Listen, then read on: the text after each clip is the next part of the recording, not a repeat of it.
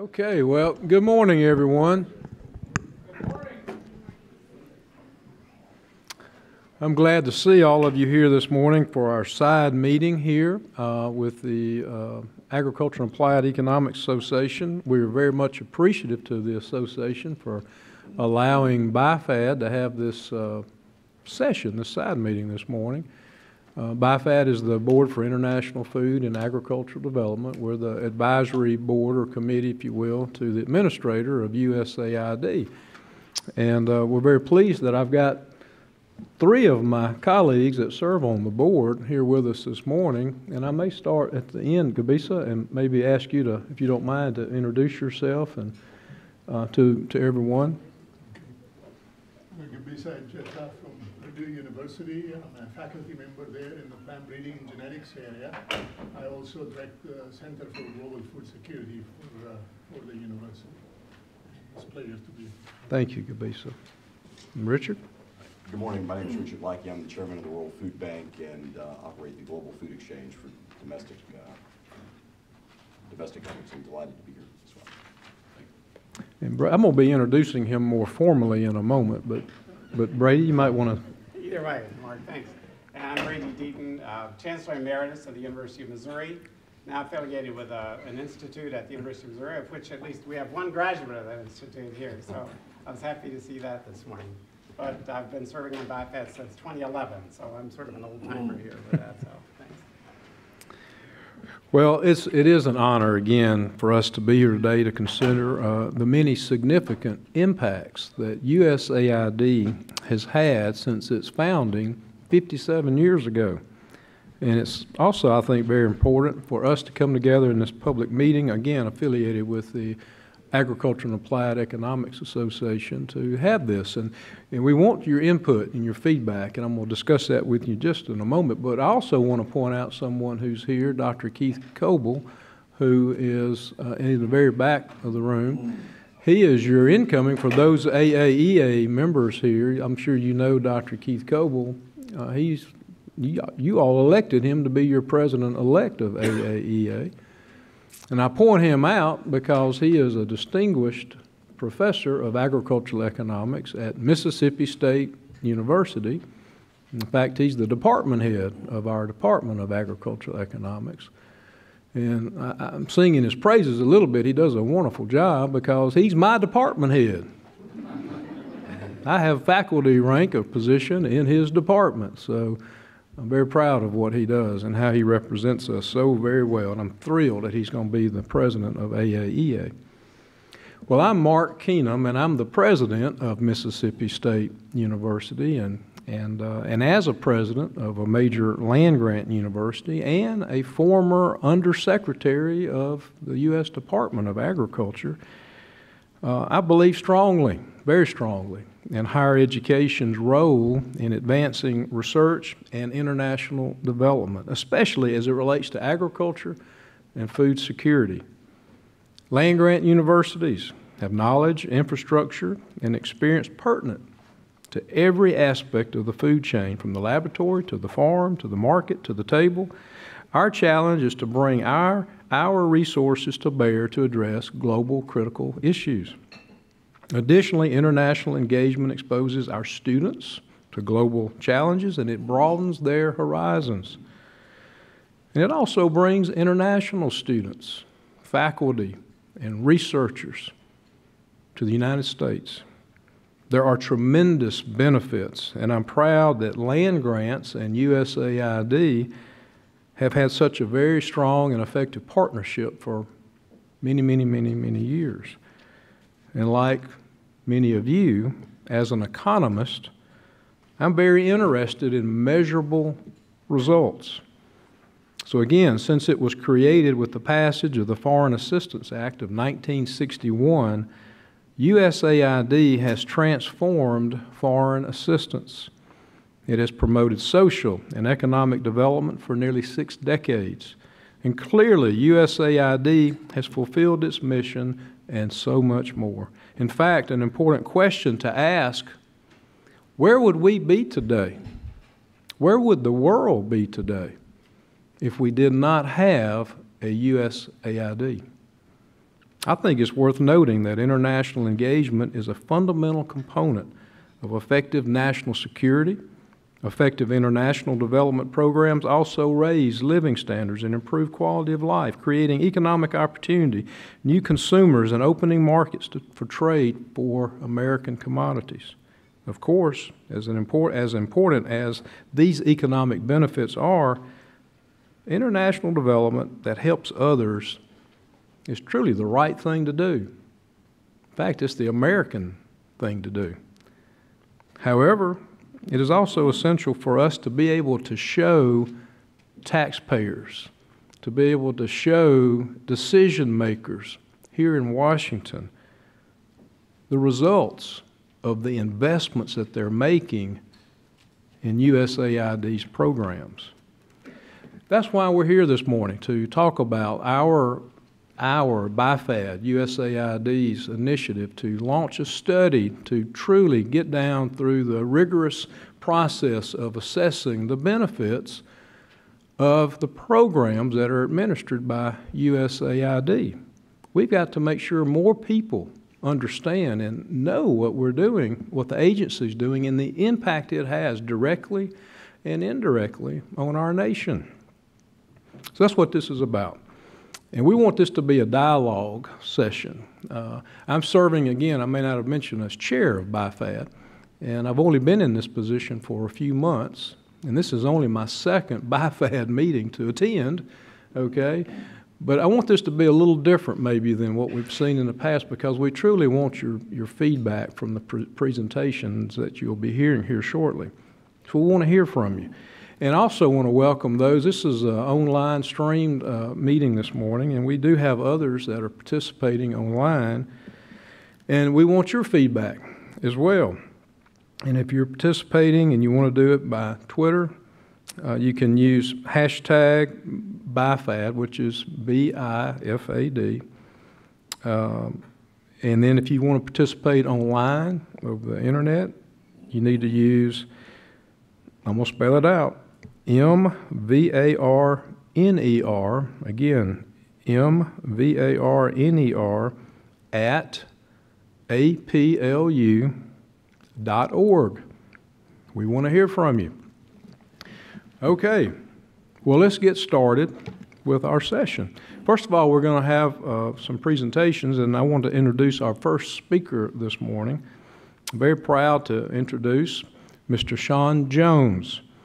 Mr. Jones serves as Senior Deputy Assistant Administrator in USAID's Bureau for Food Security, which leads the U.S. government's Feed the Future initiative. In this role, he oversees the strategic direction and implementation of Feed the Future programs in the field and the Bureau's efforts to engage and build partnerships with the private sector. As a career member of the Senior Foreign Service, he has also held various leadership positions throughout USAID, including service in Mexico, Yemen, Colombia, Iraq, and Jordan. Before joining USAID, Mr. Jones was a strategic consultant, trade analyst, and business operations specialist here in the U.S. and in China. He holds a master's degree in public policy from the University of Michigan. Please join me in welcoming Mr. Sean Jones.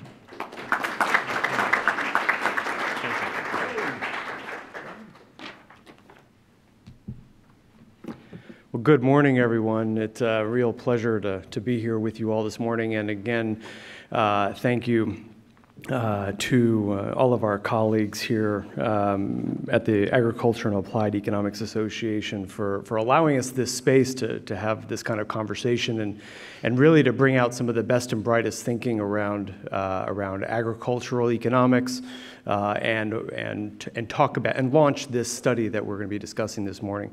I want to give special thanks to President Keenum for leading our session this morning, but also leading our BIFAD. This board and all of the distinguished members here that have joined us this morning, and others who haven't been able to join us this morning, are absolutely essential to providing key advice on international agricultural issues to our agency. And because our agency, USAID, has a responsibility to coordinate across the entire U.S. government, this board is actually providing advice to the entire U.S. government on all of our international agriculture investments. So it is a very powerful and important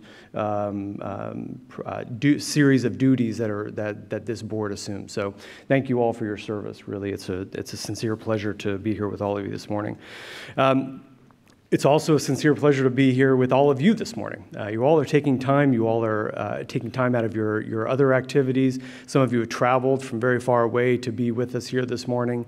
And it's really all in an effort to intellectually crowdsource ideas about ways that we can best identify the benefits to Americans, the benefits to the world from these billions of dollars of investment that the U.S. government and all of our partners are doing on an annual basis.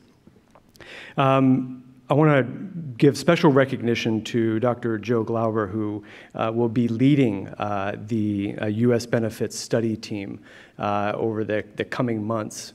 And through my series of remarks this morning, I'm basically going to say, hey, please join this effort. Please provide your intellectual energy, your passion, and your resources, your understanding of issues as we delve into this series of questions that we want to answer. You all will remember that even as recent as 2007 and 2008, there were food shortages that sent shockwaves around the world. It resulted in some of the sharpest spikes in food prices ever recorded. This ultimately helped to exacerbate, unfortunately, hunger and malnutrition in vulnerable areas and pushed the number of hungry people to more than a billion people around the world. The U.S. government, in turn, led a global movement to prioritize global food security. Through the initiative called Feed the Future. Through this Feed the Future, we have made significant progress since then. However, challenges certainly remain. Despite significant progress, even on an annual basis, and changing whole economies and dynamics of communities in many parts of the world, the challenges are overwhelming in some cases. Conflict, climate change, and poor economic governance are increasing food insecurity on a global basis. So our work is not done, and it likely will never be done. And we ultimately, in this context, don't want to lose sight of our number one objective, and I'm speaking as an aid agency and those of our partners around the world who are helping those who are most vulnerable and less fortunate. The ultimate purpose of foreign assistance is to end the need for its existence. And we at USAID and across the U.S. government are taking this, we're doubling down on that. We are calling it the journey to self-reliance. That journey to self-reliance is what drives us every single day, helping countries end the need for our assistance on a daily basis, or even changing the relationship that developing countries have with other parts of the world. And so we're doubling down on what works. We are elevating resilience, the ability of communities and countries and regions to cope with shocks. And as we've learned that what gets you out of poverty doesn't necessarily keep you out of poverty. We're also elevating and more greatly integrating nutrition across every single aspect of our programming and our overseas investments, and particularly for those babies and those children in their first 1,000 days. And while always an important element, we are continuing to promote trade and, of course, to elevate the role and the leadership of the private sector in everything that we're doing around the world. Importantly, Feed the Future has brought to bear the best of U.S. ingenuity and expertise in agriculture. The U.S. has a lot of capabilities and expertise to offer to the global effort to end hunger as a leader in this space. And it also has a lot to gain as well, from bolstering our national security to boosting economic prosperity. So we're very excited about the potential for the study that you'll be learning a lot more about this morning. We're very excited about the potential for this study to capture and rigorously quantify those benefits of our agriculture and food security investments internationally. And so the study that we're here today to launch is extremely important to a broad range of stakeholders in the United States and abroad. It will help enhance awareness and understanding among the American public as to what we do and why it matters to them. This broadens our networks of champions for this work, as well as the pool of potential partners who can join us in this effort, who maybe have no idea that the American government and all of our international partners are doing this right now. And for USAID and all of our Feed the Future interagency partners across the U.S. government, the study provides evidence-based examples of the value that our investments, not just abroad, but overseas as well, are making every year. Our agriculture and food security investments abroad advance American influence and American prosperity, which are key pillars of our national security strategy. The study will help us identify the most important enabling pathways for these goals and measure the positive impact for the United States. So ultimately, the stars have aligned, and along with the AAEA and all of your participation here today, but also the commitment and passion of the BIFAD board, and having the availability of an esteemed colleague like Dr. Joe Lauber.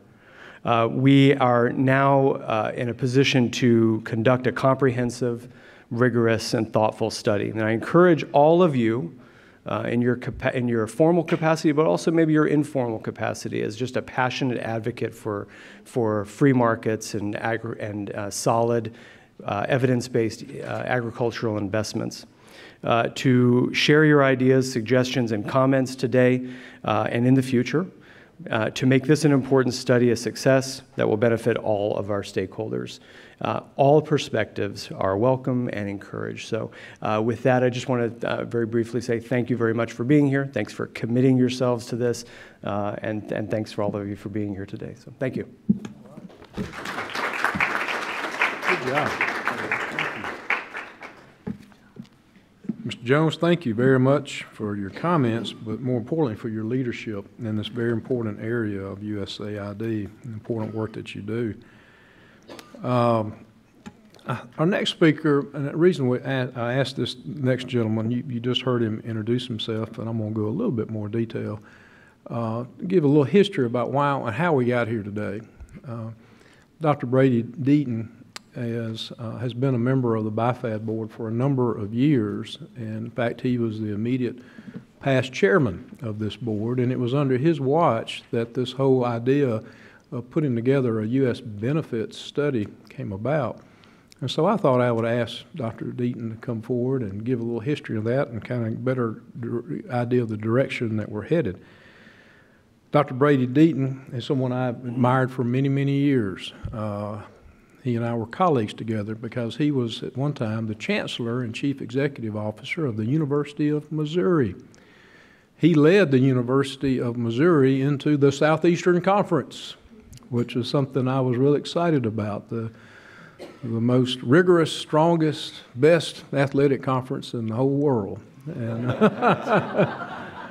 And he led his university to us, and we've become very good friends since then. But I love the fact that he was an ag economist, and I've gotten to know him and his history and his background and international work is just phenomenal.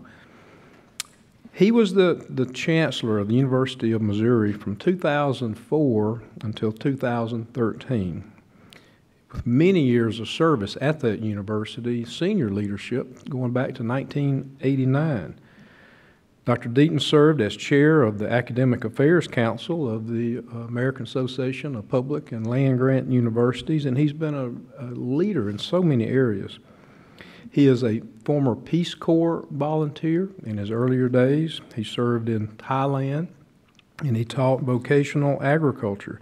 He is truly a leader in international development and globally recognized.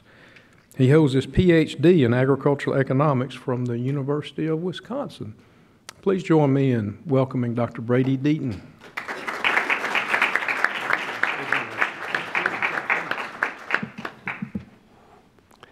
Mark, thank you very much for a very generous introduction, obviously, and it's delightful for me to be here with you. And I agree with you on conference priorities anyway, and I think we at Missouri are proud to be in the SEC. And what we have done in higher education, of course, is hopefully produced another generation of leaders coming on. I'm delighted to see those near students, at least, in the room, because when I was a student, prior to even going in the Peace Corps, I was very aware of the U.S. foreign assistance efforts and understood the benefits that were occurring to the United States from that, economic and trade, as well as, of course, civil society and foreign policy that were so critical. So this is a topic that I think Mark, you and I and others felt was well understood by the American public. But then we began to see, and working with BIFAD over the last few years, the BIFAD members and saw public opinion polls showing that really the U.S. public had very little understanding of what was going on globally and its effects on the United States. And it didn't seem like we'd made much progress in some ways for a 30, 40-year period, which was very concerning. So we began to talk about, should we not systematically pull information together that could enable us to provide more public information, education about this issue. So that was the deliberation. And let me say, the transition from myself as chair to Mark Keenum is wonderful, not only because we're both agricultural economists, but Mark and his leadership in higher education also understands these issues, and we're delighted to be working together and to see the continuity and emphasis that's so critical. When we met, BIFAD members met with the new administrator, Mark Green, Ambassador Mark Green, just before Mark came on, actually. We brought this subject up, and Ambassador Green was very, very convinced that this is something we should give attention to, and he requested that BIFAD undertake the study that we are initiating here today. So we're delighted to have you. You'll hear from Joe and others in just a moment on this. So it's something that BIFAD's been concerned about. It's something that Ambassador Green is concerned about, that Mark Keenum has been concerned about in so many ways as an economist, as a leader in higher education, and looking to the next generation of students also to help carry this mission forward. And that's vital in what we do. And so it's important that as we undertake the study, which you're going to hear about today, that we give attention also to what's coming out of this. What kind of deliverables can we develop that enables us to communicate effectively with Congress, with faculty members, with associations like the AAEA, and I'm delighted as a longtime member, as Mark and I both are, of this association, to interface with it at this national meeting, because it enables us to take this to the public, in a sense, to the intellectual public, who can help us analyze and develop the practical information that, in cooperation then with business and NGOs and global organizations, we can have a continuing impact that not only serves our foreign policy interests, as Dr. Keenum said a moment ago, but also helps our public understand the value of this investment. We're gaining a new understanding of how vital the many ways in which that technology applies to what we're doing in this country. And we're going to see that revealed and studied, and whatever the results come from the study, we will be carrying that forward and hopefully enabling us to more effectively shape the direction of U.S. development policy as we look to the future. So we're in for a good day. Mark, I appreciate the opportunity to say a few words about that background. I think it's important for you to know that Ambassador Green is solidly behind this, and we're looking forward very much to the discussion today, to interaction with you and the public out there online, and to the work that we can do over the next several months. This is just the beginning of a very exciting effort in public education in this country. Thanks so much. All right. Great job. Thank you, Brady. All right. Thank you very much, Dr. Deaton. Well, we're now going to get down to it, if you will. I'm about to introduce our main presenter and the person who's going to lead this effort for this study. And we've got a very distinguished panel that will be joining him as he comes forward to give his remarks, and I'll allow him to introduce and bring his panel to the podium. But I'm very pleased to now be able to turn this over to Dr. Joe Glauber. I know many of you in this room know this gentleman. He's really a fixture in this town, and I would say globally for that matter. In fact, Dr. Glauber and I had the honor, privilege of getting to know him and work with him very, very closely. Some of you know I spent some time working on Capitol Hill. I was Chief of Staff to U.S. Senator Thad Cochran, who was a real strong advocate and leader in agriculture. Worked with him very closely on the Senate Committee on Agriculture, Forestry, and Nutrition, and worked on farm bills with this guy, Dr. Glauber. Worked very closely with him. And then I came to USDA, as I mentioned earlier, as Undersecretary for Farm and Foreign Agricultural Services, and worked extremely closely with him on all types of farm policy, foreign trade, and crop insurance. Okay? So I worked very closely with this guy. I saw him up close and personal, interacting with the secretary and obviously the sub-cabinet in the department and the U.S. trade representative as we travel globally to sit in on trade discussions with other countries and ministers. He is a very knowledgeable person. He served 30 years working at USDA. Again, he ended his career as the chief economist. He is now serving as Senior Research Fellow at the International Food Policy Research Institute here in Washington, where his areas of interest are price volatility, global grain reserves, crop insurance, and international trade. As Chief Economist at USDA from 2008 to 2014, he was responsible for the department's agriculture forecast, projections. He oversaw the climate issues, energy and regulatory issues of the department, and served as chairman of the board of directors of the Federal Crop Insurance Corporation. In fact, I had the honor of passing the gavel to him to take on that responsibility. He is the author of numerous studies on crop insurance, disaster policy, and U.S. farm policy. Dr. Glauber received his Ph.D. in agricultural economics from the University of Wisconsin, Dr. Deaton, I should say. And in 2012, he was elected a fellow of the Agricultural and Applied Economics Association. So with that, Dr. Glauber, I'm going to invite you to the podium, and then I'm going to invite all of our panelists who will be with you to please come forward and join Dr. Glauber, and we'll take our seats in the audience. Dr. Joe Glauber.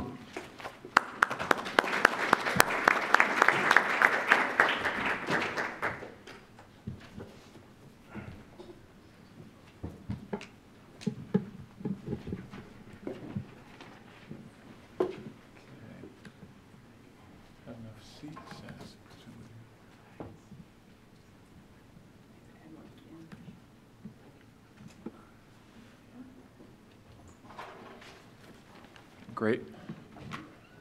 Well, while everyone's getting their seats, let me say thanks. First to BIFAD for the invitation to lead this study. I'm very excited about it, but I'll get into that in just a moment. And thanks so much to the kind introduction from President Keenan, where we've spent a lot of time together. Yes, sir. And you owe me for that, for me taking the Federal Crop Insurance Board of Directors chair. But yeah, no, that was a good experience too. In any event, and then finally, thanks to the AEA for helping provide the space and everything. And it's great to see so many friends in the audience, which again, when I was at USDA, it seems like I ran into everybody, and at IFCRI, I find myself mainly on airplane flights going places, and so I don't see as many people. So it's nice to be here, nice to be and seeing people. Well, in any event, when I was asked by USDA Aid and BIFAD to lead this effort, yeah, so I was quite interested. I mean, obviously, we're at a time when we're looking at very tight resources. We're looking at budget deficits, and people are looking around for places to cut. And I think it's important for all these efforts to, anyone spending federal dollars to make a case for why it's important. And I think, in one sense, I think this is a pretty easy case to make. And I say that going in. I don't want to say that I'm pre-biased on this, but I guess I am to a degree. And I would agree with what Mark had said earlier, his comments on spending, or the long history of USAID and all of the good work that they've done. But the other thing is while I've done a lot of work as chief economist and did a lot of, certainly read a lot and spent a lot of time talking to both the scientists at ARS and the Economic Research Service and others, I've done less work on productivity and research and development and in my own academic career. And so I'm delighted that there's so many experts here, and particularly on this panel. And I think what I'll do is introduce the panel now, and then I'll get to my presentation, and then we can move from there. But immediately to my left is Stephanie Mercier, who is a senior fellow at the Farm Journal Foundation. I think many here know Stephanie. For many years, Stephanie was chief economist in the Senate Ag Committee. She's also served as an economist at the Economic Research Service, is where I first met Stephanie. She came in around the same time I did. Actually, she came in later. She's younger than I am. In any event, Stephanie's done a lot of work on a variety of different things on trade in particular, and so brings a lot of experience to this panel. Next is George Norton, who I think should start with saying that George, long overdue, but was just elected fellow of the AAEA, a very prestigious honor and well-deserved.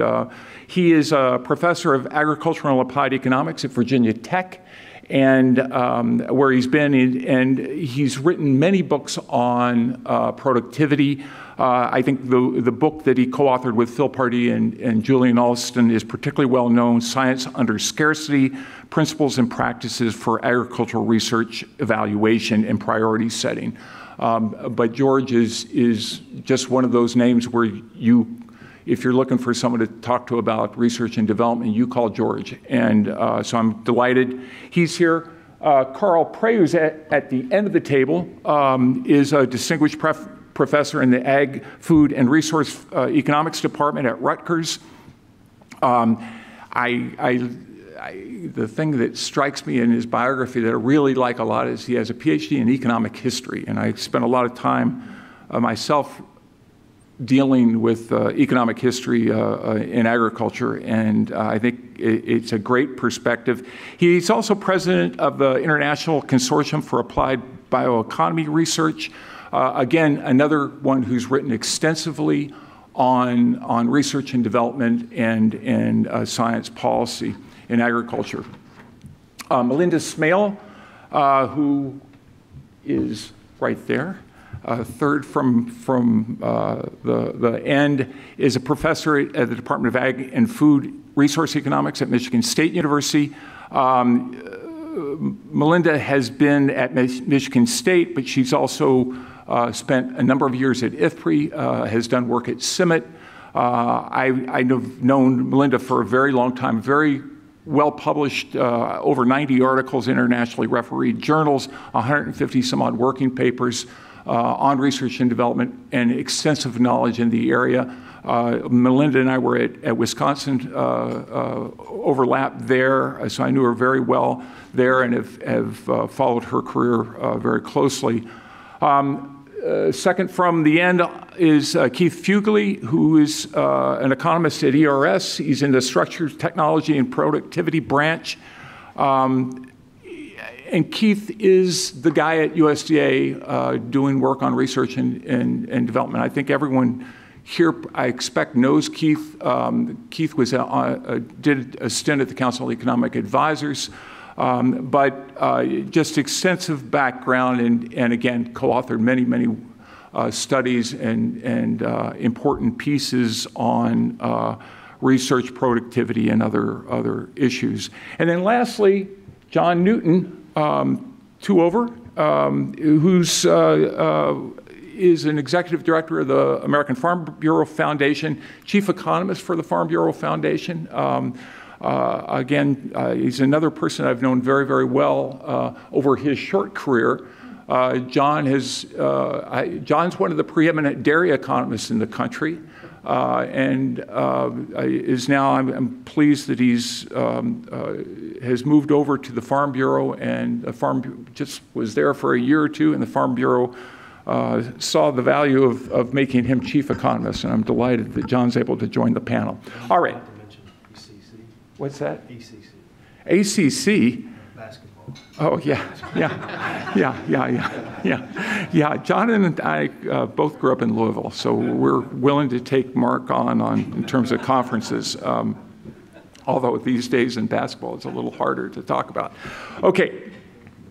So what I'm going to do now is talk a little about this study. And again, all I want to do here is kind of give an overview. We're at pretty early phases. And one of the things, again, because of the fact that particularly, while IFPRI has done a lot of work in this area, and unfortunately, a couple of my colleagues who I'd hoped could come to the meeting as well were unable to make it. So we're going to, but I want to reiterate what Dr. Keenum had said earlier, and that is how this is, the idea is to crowdsource this a lot, because we want input, and we want input from people who have ideas about good stories to tell, research, have databases that we may be unaware of. And so as I get into talking about this, the research effort, keep that in mind. Okay. So let's talk a little about the purpose. I think this has been talked about a lot, but it's essentially to look at the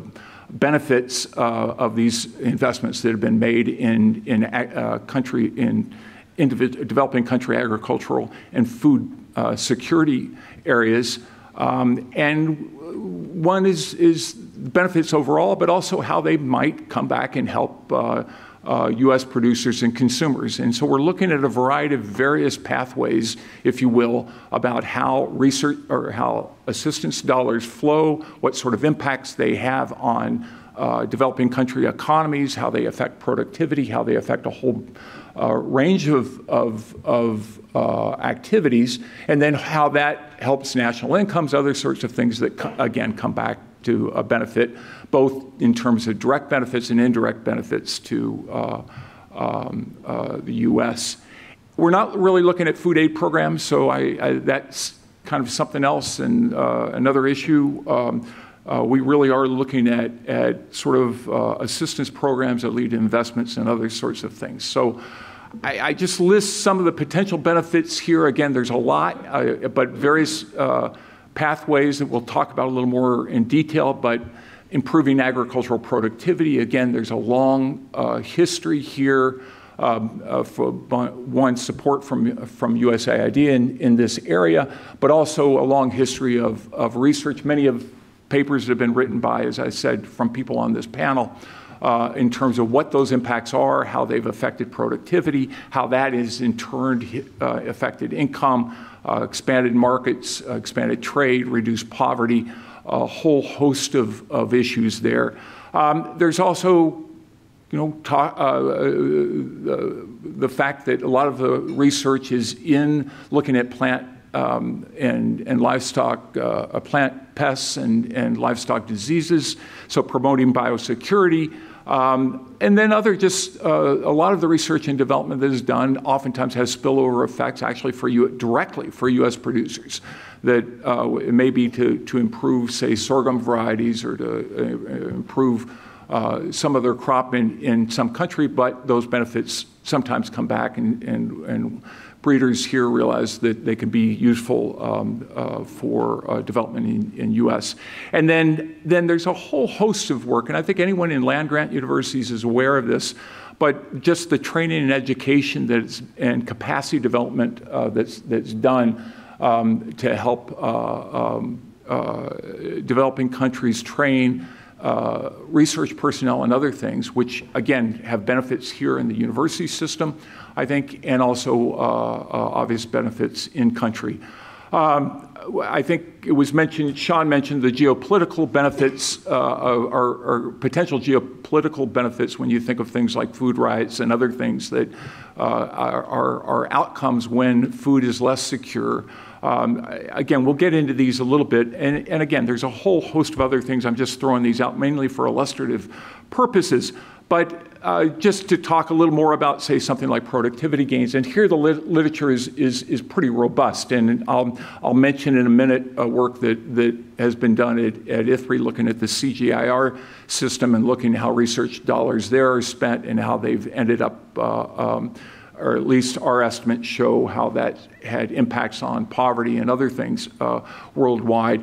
But again, the notion of increased productivity driving improved incomes, driving reductions in poverty, reductions in hunger, and ultimately improved household purchasing power and at the country level. And is obviously, we've seen this over and over again, but particularly in some of the large countries, or large emerging countries where we've seen a move towards more middle-class incomes, where the increases in changes in diets and other things have had direct impacts on for U.S. producers.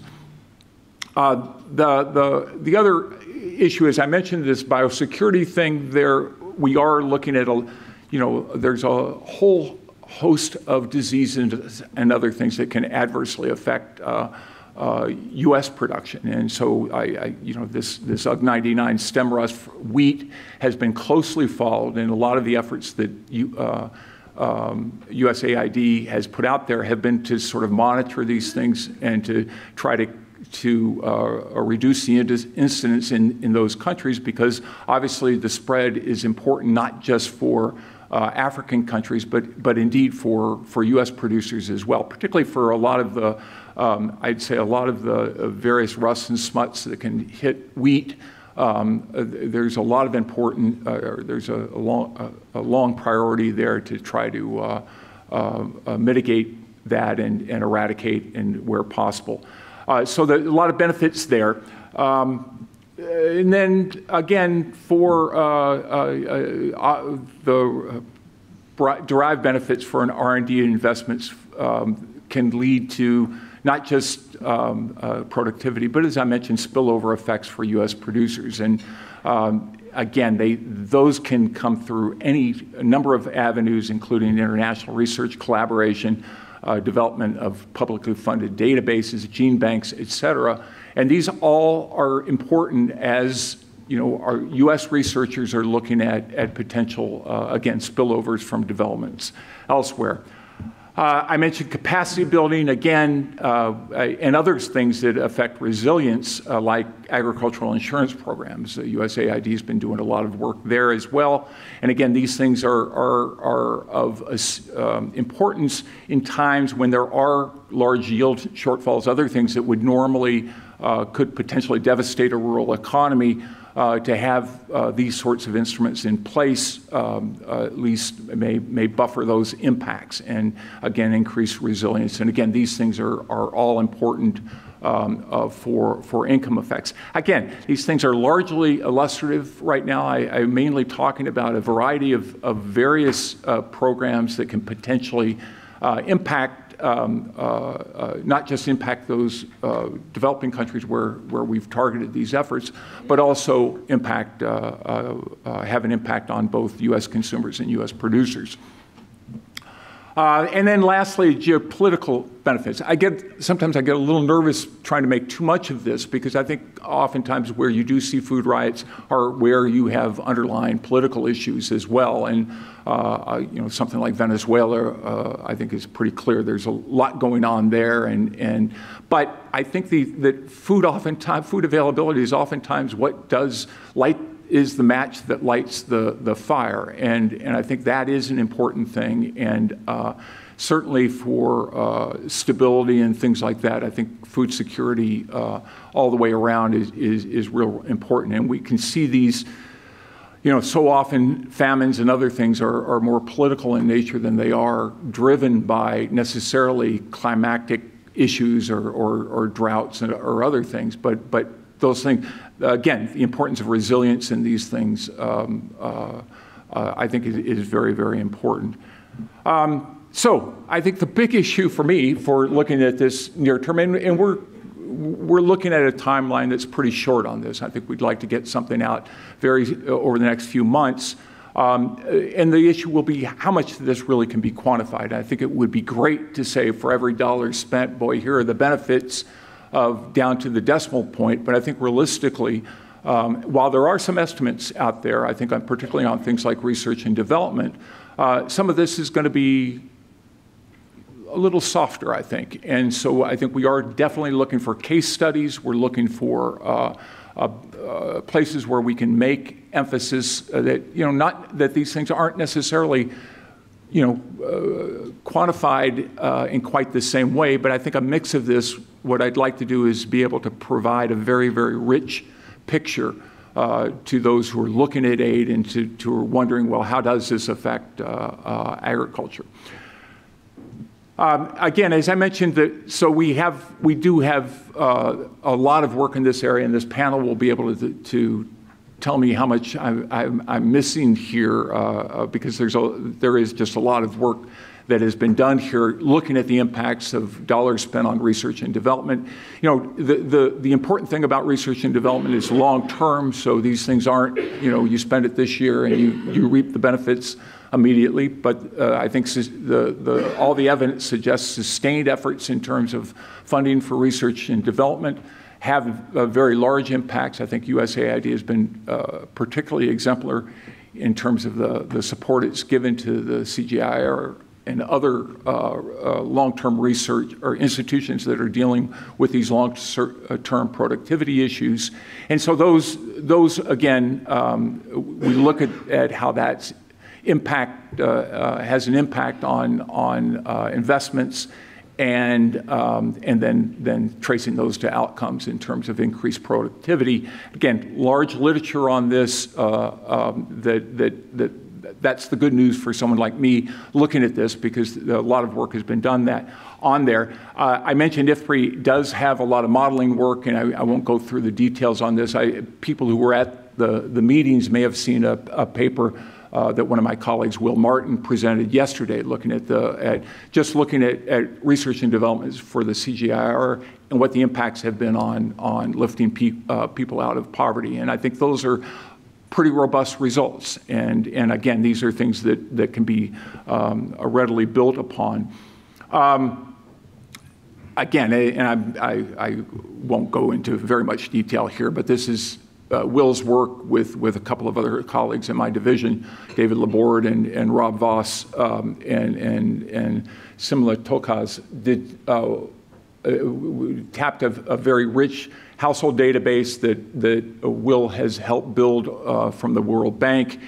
And again, a lot of good research, I think, in that area, a lot of promising work. And from that, again, analyzing trade impacts and other things are possible. So we can kind of trace that. Again, I want to be cautionary in the sense that I think those looking for a one number or whatever for the benefit, the benefit ratio or whatever, there's a lot of numbers out there. And I think hopefully what this study will do is bring those into a context and be able to present those, because I think there is a lot of research that's already been done, and we'll try to augment that with some of the work here.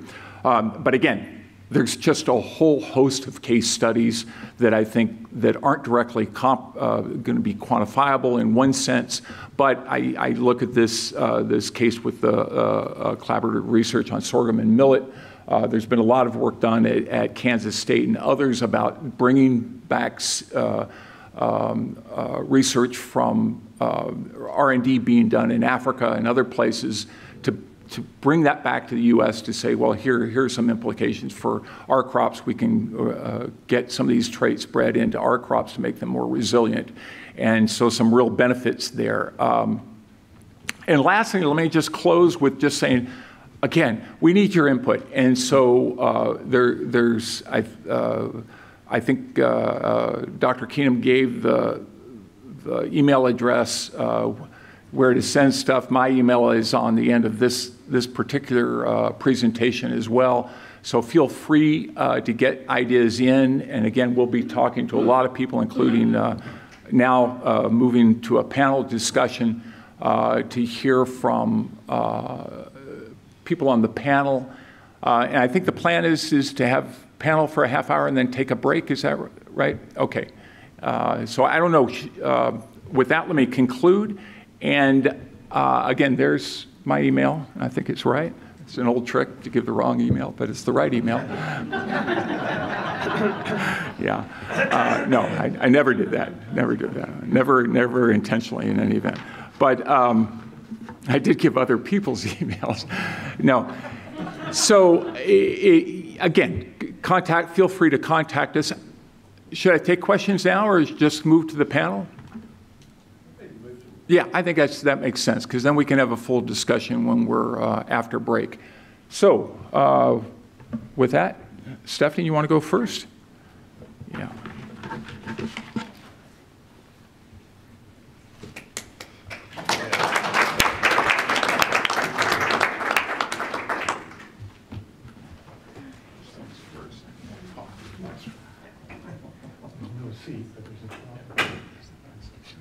Right. Thank you, Joe, and it's an honor and a pleasure to be part of this very distinguished panel to talk about this crucial set of issues. I think I'm going to take a somewhat different tack on this set of issues than my fellow panelists, and I hope it will complement what their comments will be.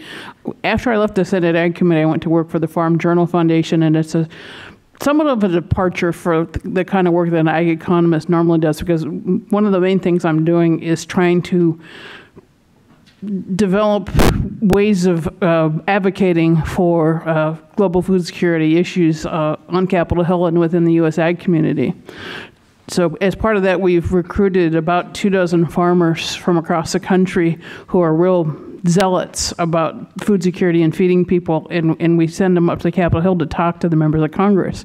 And one of the things I've been taxed with over the last several years is to try to develop a set of rationales or arguments that they can advance in these meetings with their members of Congress to talk about why this is important in the United States. And so that's why I'm going to talk about is how I try to develop a compelling story about the benefits of U.S. ag and research and development. Basically, we've come up with 3 sets of rationales, and I'm going to focus on one of them. But the 3 reasons we think this is an important thing for the United States to engage in is that it's the right thing to do. The United States has been engaged in humanitarian assistance to people who are in trouble in other countries for more than a century, really dating back to the beginning of the First World War. Not much quantitative work associated with that. It's just sort of the moral imperative of what we as Americans see ourselves as doing. Second argument that Joe touched on briefly was sort of the national security, that there's good reason to believe that when a country is economically secure, it's far more likely to be politically stable, and that's good for U.S. national security. But the third one is one that's near and dear to our hearts, which is we believe that U.S. engagement in international ag development in the long run will help create markets for our products overseas. And that's what I'm going to focus on in my presentation. We know, for example, that nearly 50% of U.S. exports currently go to developing countries, so they are already important markets for us.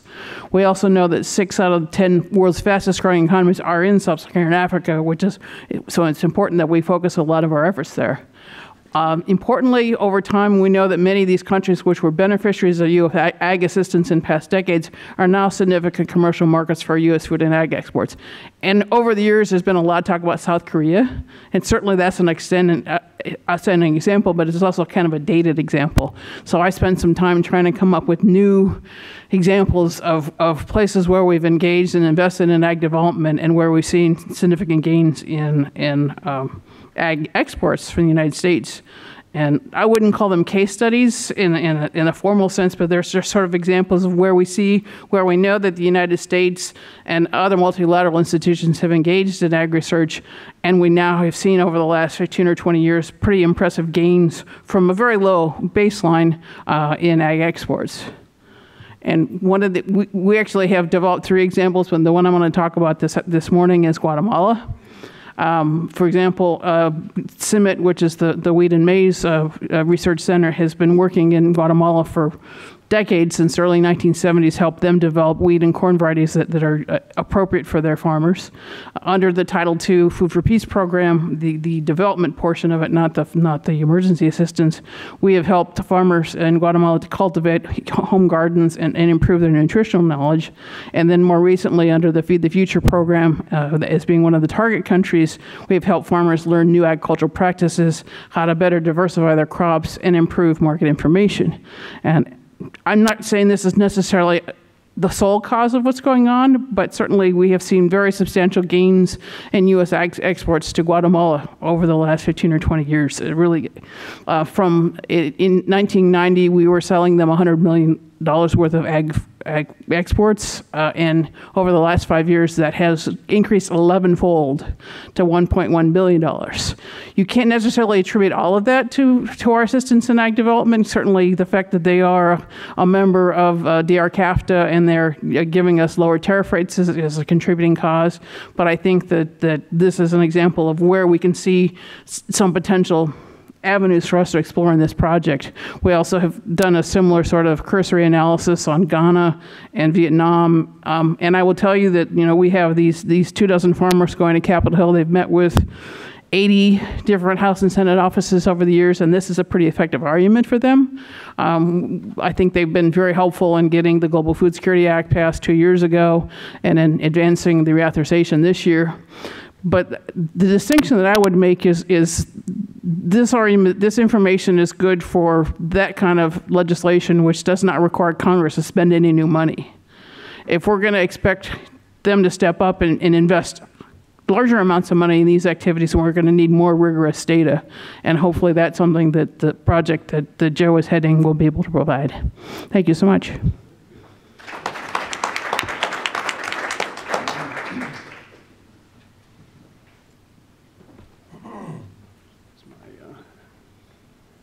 PowerPoint here too. Got it.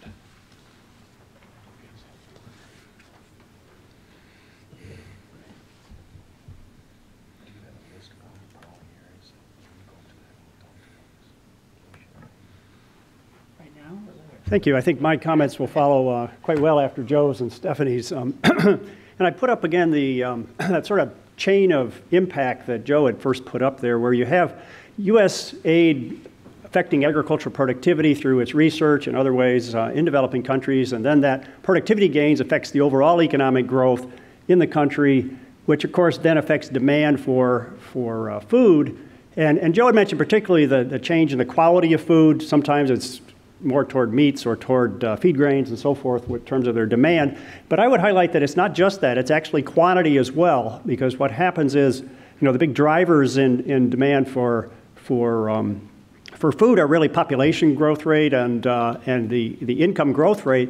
And so I always kind of think about the rate of demand for food in terms of the growth rate of a population, and then you take the income growth rate and you kind of factor in the extra, how much of that extra income is spent on food. So economists think of income elasticity of demand. So it's basically rate of growth of demand equals population growth rate plus the income elasticity of demand times the growth and per capita income. And so what happens is you get a growth in productivity, and that's what drives this large growth in income. So you think back to these countries that are still sort of in the middle income stage. They've had some success due to the aid, and as a result of that, the incomes are growing. And those population growth rates in most of those countries are still in the rate of 2%. And oftentimes we see these income growth rates of like 6%, as was pointed out in some of the African countries even now. So even if it's 50% of that is spent on food, which is not an unusual income elasticity of demand, so if it's 6% times a half of that's 3% plus the 2 for the population, talking about 5% growth in demand for food. And if you have a 3 or 4% growth in supply, that's good. So. But it's not 6% or 7%, which sometimes is the growth in demand for food. And that's why these middle-income countries are the ones it's almost inevitable they're going to increase their demand for food. So Joe had asked me to speak a little bit about some of the data sources. It takes a lot of kinds of data sources to go through that chain. You've got some data on official development assistance, some of it even broken down by sector, agriculture, non-agriculture. FAO has some of that data back to a certain, I think it's 72. You've got OECD has some data as well that goes back. They have a little query database you can go in because you've got to try to get out that data. The thing to keep in mind is it's a tricky econometric problem in some sense to try to tease this out because foreign aid is a small part of what's going on and U.S. support to that foreign aid. Overall ODA is also a small part, and there's the lags involved. So it's tricky, but if you can break it down into pieces, there's some things that can be done with simple models, and there is some literature where parts of that has been done. Going back into the 80s, there's even some literature, and I've got a set of references I'm going to put up in a second here. The food aid part of this is going to be is set aside. I would remind us, though, that food aid is in some sense a market effect as well because it reaches people hopefully that aren't in the market. So it takes that food off the market, and it's a market effect in addition to a humanitarian effect. You also have higher quality off-season demand for foods. You could go through a long litany of these types of foods. Guatemala was mentioned a minute ago. They export soy. In the off-season, we get a lot of snow peas from Guatemala. There was a period of time about 20 years ago when all of a sudden there was a set of snow peas came in from Guatemala. There was a leaf miner picked up in the port of Miami, and they stopped all snow peas coming into the U.S. Well, one of our USAID projects, the IPM CRISP project at that time, came down, helped them, first of all, identify the leaf miner to make sure it was already in the U.S., so we weren't importing an exotic insect, and at the same time setting up then a HACCP-type procedure so the snow peas could flow again. In fact, there's also a political element to it. Those farmers who weren't able to send their snow peas for a few months were throwing them all on the grounds of the U.S. Embassy during that period of time, literally. So there's a lot of cases that could be presented. You also have, and we can't forget, there's actually that demand there's also a demand for non-ag goods and services, and that's an impact back on the U.S., so it's not just a help to U.S. farmers. There's technology spillovers, and I think Melinda's going to talk a little bit about that in terms of the germplasm that comes in and the links to other countries and the gene banks that are out there. We have, of course, human capacity building, our future scientists abroad, and a lot of future scientists in the U.S. who we train here, one way or the other, often end up back in the U.S. from other countries, and sometimes those are the brightest and among the brightest, and so that's an impact. Addressing global externalities, climate change, invasive pests. I mean, I can tell you right now there's work going on a leaf miner on tomato that's going to be quite devastating. It's affected Africa. It was in Spain, went to Africa. It's into Asia now. We're working with an aid project is working also with USDA to try to be ready for it when it comes to the U.S. And we're learning a lot in the rest of the world before it comes in. So it's an invasive pest issue. The whole one about, Joe mentioned conflict and climate change. I've got a slide here that's pretty full, but I still put it together because it illustrates, and it cut off on the other side. There's a list of countries there. I can tell you what they are. They're Chile, China, Indonesia, South Korea,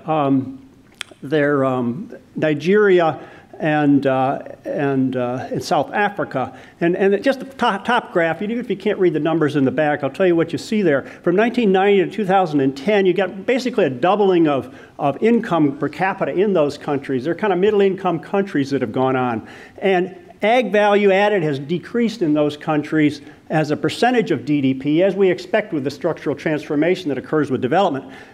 But you see ag value added per worker, their income per worker in agriculture actually increased in that period. And the key one is actually the bottom list right down there. If you can see in the back, you probably can't, I'll tell you what's in there. You've got an index of imports. And I set that index at the year 2000. And what you'll see if you just look at from the middle column and the bottom to the right column, that in Chile it went up by a factor of 3. The imports have gone up by a factor of 300%, 600% in China. And I realize China isn't a big recipient of U.S. Foreign aid, but it does show what happens when you get this income, this productivity growth, and what happens.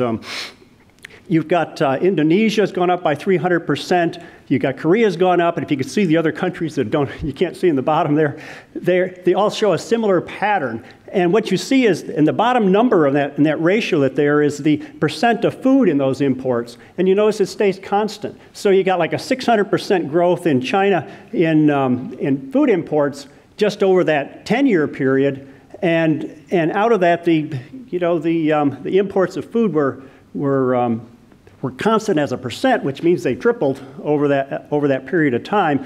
So, there's a lot of these sorts of stories. You go back and, obviously I don't want to put on more countries than that, but it's just so consistent when you look at these countries, this pattern that's out there, just without even models, just showing what's out there. And then you want to look at individual crops, and you look at soybeans, and I think there was one case, China, with wheat, which decreased, but otherwise these very large percentage increases in demand for and imports of these products.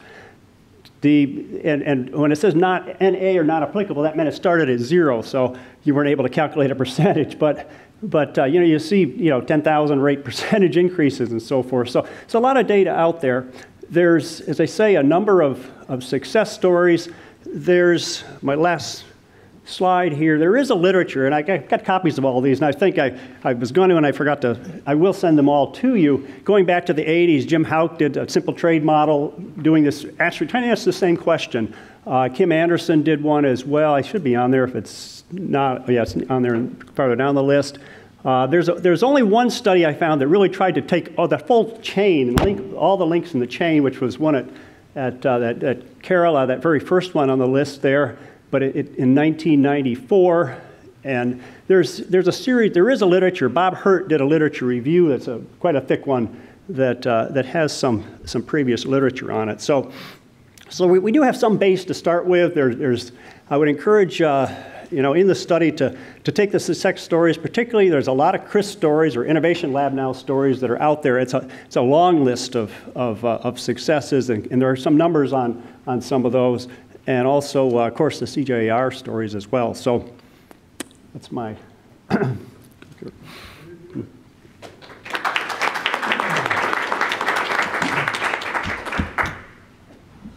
guess I'm next. Is this working? It is. Yeah. Can you... let's see, I'll scoot over. I wouldn't want Willie to miss everything that I have to say. That's right. Anyway, I want to take things in quite a different direction. Maybe I should have come after Melinda. I'm not too sure, but we haven't planned this exactly the most efficient way. Anyway, what I want to do is talk about the benefits to U.S. farmers in terms of spillovers of technologies. And it's also in the genetics area. But what I want to talk about is a different pathway than we've talked about also, which is the way in which USAID-funded research programs and in the CGIAR and national systems have in effect supported the development of new varieties by multinational seed companies that eventually end up in benefiting U.S. farmers. Two of the most dramatic ones that I'll talk about very briefly are the hybrid rice that came from China, which then was through a private company and then was very much supported by the CGIAR hybrid rice programs over the years. And the other one is drought-tolerant maize that comes through to U.S. farmers through Pioneer's Aquamax and through Monsanto's Drought Guard, and Syngenta has, let's see, what's theirs called? Artesian or something like that. Anyway, clever names. I mean, by 2014, there were about 14 million acres of maize or corn under these drought-tolerant varieties. And the I'll take the story of Pioneer in particular because to develop their drought-tolerant varieties, they needed improved root systems, improved silk emergence under stress, and to develop these traits, so they weren't developed through genetic engineering, but they were characteristics that they developed through, in some sense, traditional but more efficient plant breeding. And in the U.S., they are part of a package of GMO traits. So in fact, once the thing that the farmers buy is a GMO, but the trait is there that can be used in places like Europe and elsewhere. Excuse me. These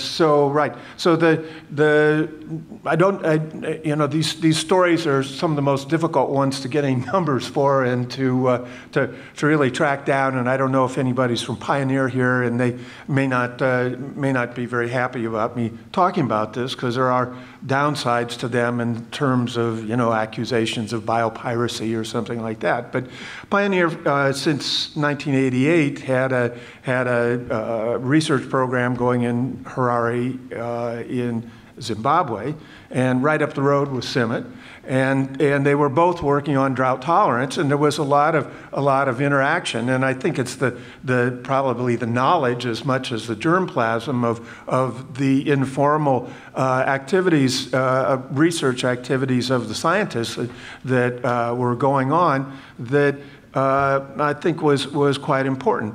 The main research on drought tolerance, of course, was taking place in the U.S., but there were also research stations in Chile and in Mexico and the Zimbabwe station that were working on the drought tolerance and contributing to it. And CIMMYT had been working on drought tolerance in Zimbabwe for at least 30 years. Like I say, they were working alongside each other, and eventually, the Pioneer Optimum Aquamax was officially released in 2011, and it had gotten up to 10 million acres in 2014. Now, there are similar things that are still going on in sense of formal rather than informal collaboration, such as the WEMA project, Water Efficient Maize for Africa, which is a partnership between CIMMYT, 5 national African research programs, and Monsanto, working with money from Bill and Melinda Gates Foundation and USAID.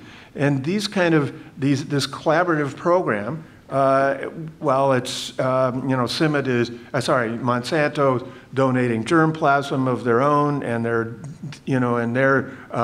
donating the GMO traits of drought tolerance that they have, and also the BT trait, insect-resistant trait. This collaborative program is providing CIMMYT with providing Monsanto with a lot of important information about different genetics, how it performs in drought-tolerant situations, and that then feeds back into Monsanto's Genuity Drought Guard, which was released in 2013.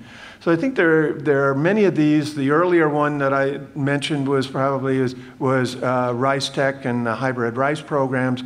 The hybrid rice, the original hybrid rice came from China, but again, working with the people from Erie, working with, now Erie has since about 10 years, Erie's had a hybrid rice consortium, and both Rice Tech and Pioneer, which has big rice hybrid programs in Asia in particular, are part of that program. And so it's this kind of collaboration that I think has had important paybacks. Now, how are you going to measure it, and whether these companies really want to talk about it or not, I don't really know, and haven't approached them on it. But it seems like it is an important pathway.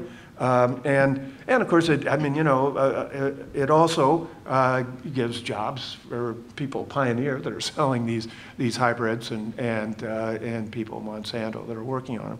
So I think there's some impacts there. Maybe it's just a story, a case study, but I think it's something interesting and tangible that that farmers can see the benefits from. They're trademarked, they're out there. I'm not quite sure what's happening with hybrid rice these days. Keith's my expert on that one, but I know it went up and then it's gone down some, but maybe we have somebody from Arkansas who can get me up to date. Anyway, so that's my, what do they say on PBS? My small but spectacular? Oh, no. Anyway, so that's my story.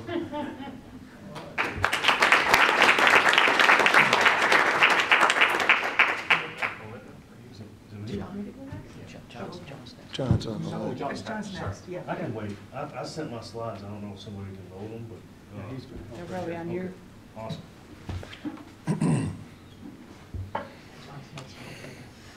I won't take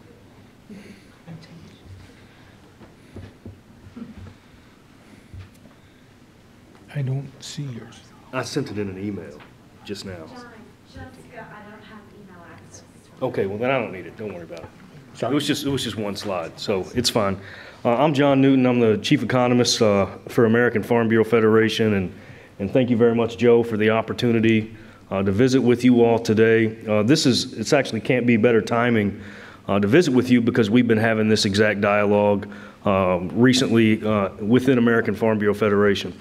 For those of you that don't know who American Farm Bureau Federation is, we're the largest general farm organization in the U.S. representing farmers and ranchers in every state in the U.S. as well as Puerto Rico on issues in Washington, D.C. and on Capitol Hill. So we spend a lot of time visiting with lawmakers in the executive branch or on the Hill on issues that impact American farm and ranch families.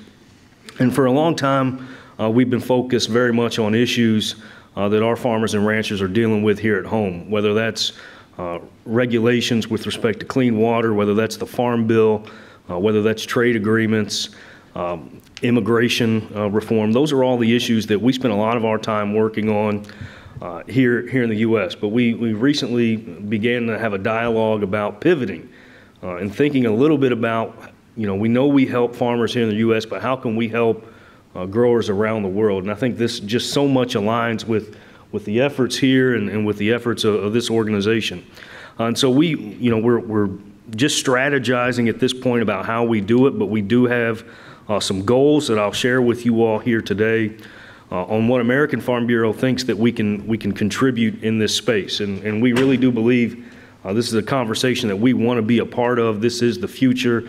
This is a game that's being played above our heads, and we want to have a seat at this table. We think our farmers and ranchers are some of the best in the world, and giving us the opportunity to share that and work with growers around the world is an opportunity we look forward to. So our goals moving forward, we want to make sure and see what we can do to help growers around the world get access to biotechnology. That's one of our primary goals. Second, we want to see the investment in agricultural research and development. We want to strengthen global and rural economies around the world, and we think we are well positioned to bring our expertise from what we've done here in the U.S. and help growers elsewhere. As Joe indicated, biosecurity is another very, very big issue that's on our list as something that we'd like to be engaged in that dialogue. Joe also indicated agricultural insurance programs. We have a lot of lobbyists on staff who've spent a lot of time working on Farm Bill and crop insurance programs, and how can we take the lessons that we've learned from the U.S. program and bring those to growers around the world. As Joe indicated, that can really help buffer the impact of a crop loss on some of those rural economies. Finally, recognizing that being involved in this and helping to shape a better future, as Joe indicated, does provide some geopolitical and food security. So while we haven't traditionally been engaged in this space in the past, this is something that my bosses and our leadership and our State Farm Bureau presidents around the country are gonna start taking a more active look at it.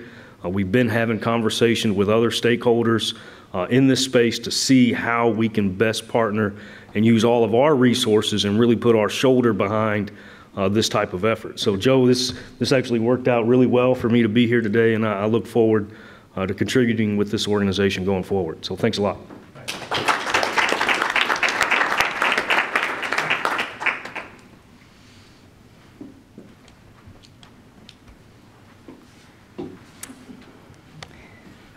Let's see. Devin, can you help? I actually just have some pretty pictures. And I want to give some illustrative examples of how U.S. farmers and consumers have benefited from scientific exchange and international agriculture research, and particular genetic resources.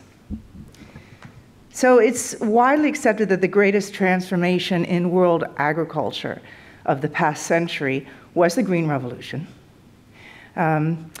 raising productivity levels several times over, lowering prices, raising incomes in many countries of Asia in particular, as we've heard about, and generating demand for goods and services. And most of us in this room are very familiar with the history of this transformation. And most of you are possibly also well aware of the fact that the technological impetus for the transformation was short-statured rice and wheat varieties that were responsive to fertilizer and that didn't fall over when the plant's energy was diverted from the stalks and the leaves into heavier grain. But what you might not know is that the origin of the gene that was the source of this trait was a farmer's variety from Korea. And it was transferred to Japan after the Korean-Japanese War. It was bred and named bred, and the progeny of that was named Norin 10, Norin after the Japanese Agricultural Research Station, and 10 after the 10th selection. It was brought back to the U.S. after World War II by an agronomist who served as an advisor in the MacArthur campaign. It was bred into important wheat varieties in the United States, and then it was most widely used, as you know, by Norman Borlaug outside of Japan and the United States. And Norman Borlaug, who's pictured here, and most of you know this profile, was awarded the Nobel Peace Prize for this. He established the World Food Prize, and I'm looking right now at Dr. Ejeta, who, among many other things, has been awarded this prize.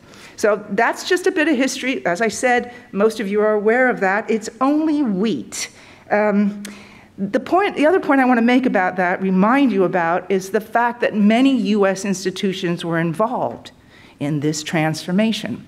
USDA, USAID, the Department of State, the Ford and the Rockefeller Foundations. And then as a result of this transformation, the U.S. played an important role in the Consultative Group for International Agricultural Research. A study by Phil Pardee, one of our colleagues who couldn't be here, in the late 1990s attempted to document the benefits of this only for rice and wheat, and found that the U.S. gained up to $13.7 billion after 1970 through 1993 from the use of varieties from CIMMYT, that's the wheat gene bank, CIMMYT, the wheat center of this CG nexus. The U.S. investment amounted to 2 cents per $100 earned. The benefit cost ratio was 190 to 1, which is almost laughable. So U.S. taxpayers' contributions were many times returned. So there are many other crops that the CG centers conduct research on. A recent study by Galuzzi et al. Examines 25 years of the exchange of materials among these gene banks from 1985 to 2009. There are no dollar commercial values assigned, but we have numbers of unique germplasm accessions exchanged. The U.S. was the 4th major provider and the 2nd major recipient of unique germplasm samples. We provided 6,300, but we got 40,000. Again, 6 times. We received 6 times what we gave. As most of us again know, the nature of plant breeding is not something where you finish the job. The job is never done. And the job is never done because conditions in farmers' fields continue to evolve and consumer demand continues to evolve. So the world doesn't look today the way it looked to Norman Borlaug and his colleagues in 1970. There are other challenges, and they're more likely to be about healthy nutrient balances and about environmental stresses that are increasingly difficult to cope with. Everything, heat, cold tolerance, salinity, the full gamut. And crop wild relatives play a critical role in this search because they're not sort of the cosseted prize plants of our plant breeding programs. They continue to evolve under natural conditions, but it's really hard to transfer some of their traits into our modern varieties and therefore make them useful as rapidly as possible. So Hans Dempfewolf et al. Reviewed past studies and data on use of wild relatives in crop improvement. I'm not sure if that might be a useful source, and found surprisingly large numbers of potential and confirmed uses across 127 crops, 4,000 uses. And then Tyack and Dempfewolf assembled estimates of the commercial value reported in various studies, many of which were conducted in the United States, ranging from $16 million per year to $1.7 billion per year in US dollar 2012 terms. The lower value, that $16 million, I just want to show you a picture of that, was earned by this wild tomato species. I cannot pronounce the name. I will try. Lipopersicon, and then the second name is a blank. I'm not going to try and. But the story of it is very interesting. It was found during a collection expedition in Peru in 1962 by researchers who were looking for a potato variety. They slapped it on the back of an envelope. They called it tiny slimy seed of a useless ugly weed stuck to an old newspaper. It cost 30 minutes of our time. The cost of collection was estimated to be $42. It was funded by the National Research Council. But it contributed a higher soluble solids content to tomato, so it had an impact on the commercial tomato industry. Will you let me give one more example? Absolutely. Okay, so this is actually, going back to wheat, this is one of my favorite examples, and this is the story of Hessian fly. In the first 2 decades of this century, the heat increased in the Midwest 1 to 2 degrees Fahrenheit, and also the period between rainfall became longer, and so conditions became more difficult and began to resemble something that looked more like, quote, the Mideast than like the US Midwest. And the crop in 2016 was beset by Hessian fly. And Hessian fly is something that's been around ever since we know in the Fertile Crescent and also throughout the history of the United States. But what is resistant to Hessian fly is Agelops tauschayi, which is also known as goat grass and is native to the Fertile Crescent. In the middle of the Syrian war, Dr. Ahmet Amri, who is a graduate of Kansas State University and the curator, the head of the gene bank of the CARTA, that's the International Center for Agricultural Research in Dry Areas, transferred seed of tauschayi back to Kansas State University. So that's the end of the story. But I love the fact that he was trained at Kansas State. He went back to be the director of the gene bank, and then he transferred the material to Kansas farmers. The last point about tauschayi is that scientists at CIMMYT and Kansas State University have been working on what's called the synthetic hexaploid. The synthetic hexaploid reenacts what happened naturally in wheat evolution, which was the crossing of goat grass with the ancestor of durum wheat, emmer. And that created what we know as modern bread wheat, estivum, the hexaploid wheat. And the synthetic hexaploid becomes a bridge for moving various types of resistance and tolerance from goat grass into modern wheat lines. And Goat grass actually contributes the D chromosomes, which contain a lot more diversity in goat grass than they do in modern wheat. Oh, but I do want to say, I think that these examples show us how much the global food system is dependent upon international agricultural research, and we can't disconnect ourselves from a global system. And how much we benefit from scientific exchange, and sometimes it's very granular. It's down to a particular plant and a particular scientist. And finally, we know that investments of these types don't pay off today. So all of the work we do takes these time lags into account. And a lot of it is just the drudgery of avoiding a disaster or a problem or a hardship. So it doesn't always appear in these dramatic increases in yield. It has a lot to do with protecting yield, for example. And so if we don't make these investments today, who suffers from not having those things? People, our children, 15, 20 years down the road. I'm sorry to take so much time.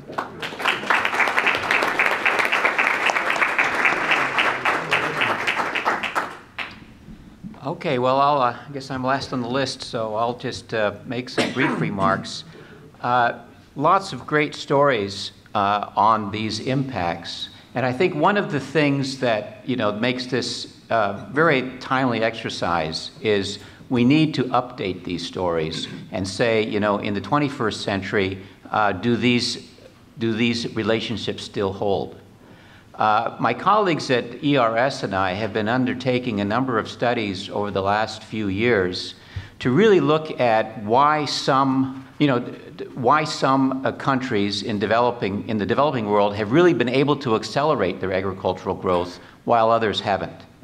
And two key factors that seem to stand out are, one, countries that have really invested or been able to increase their capacity in research and extension, to develop and disseminate a sustainable stream of improved practices and technologies to farmers.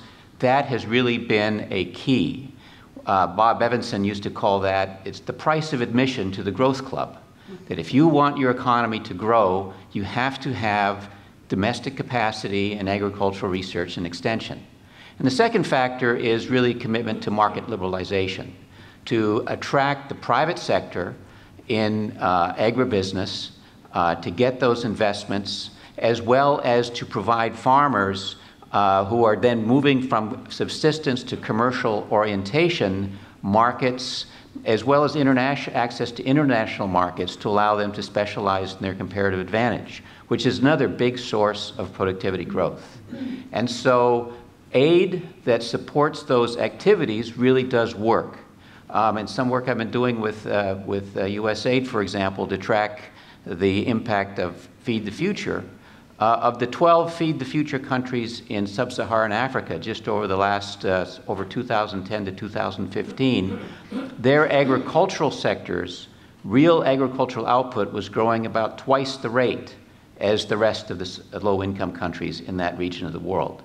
Now, that's not all attributed to Feed the Future, but it's primarily probably attributable to those countries' own commitments to emphasizing agriculture in their development, which then, of course, then Feed the Future is helping to support. So it shows the importance of government policy, particularly in developing new technologies, to stimulating that economic growth. I want to emphasize one other area, I think, where these kinds of USAID investments really come back and benefit the United States.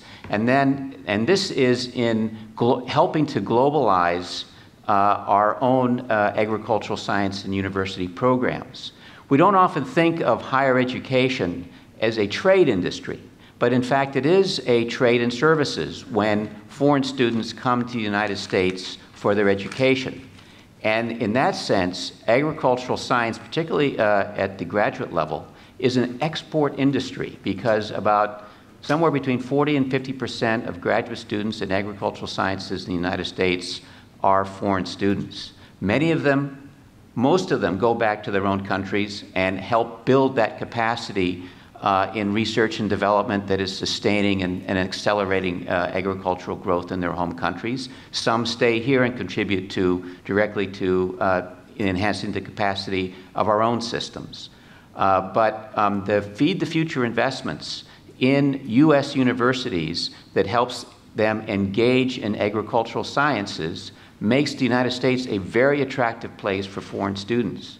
I spent about 10 years working in different countries in Africa and Southeast Asia with national systems and universities in agricultural science and development.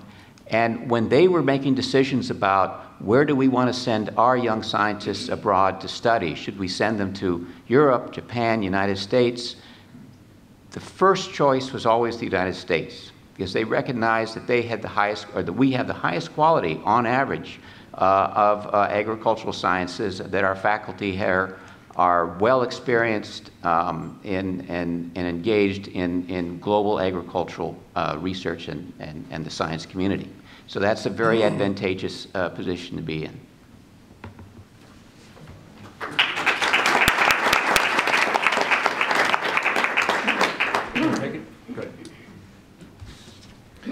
I want to say, first of all, thank you all panelists for those excellent comments. And I thought right now what we might like to do is take a brief break for about 10 minutes, if that's all right, reconvene, and I'd like to have some feedback and interaction from the audience with the panelists, and you've got some time to think about things that you might want to ask or contribute to the conversation and the dialogue this morning. And for those watching online, again, to reiterate, you can send your comments in using Twitter, which is hashtag BIFAD, or send your email to Mark Varner, which is MVARNER @aplu.org. So with that, panel, if you'll bear with us, let's take about a 10-minute break and reconvene. Oh, Mark, please.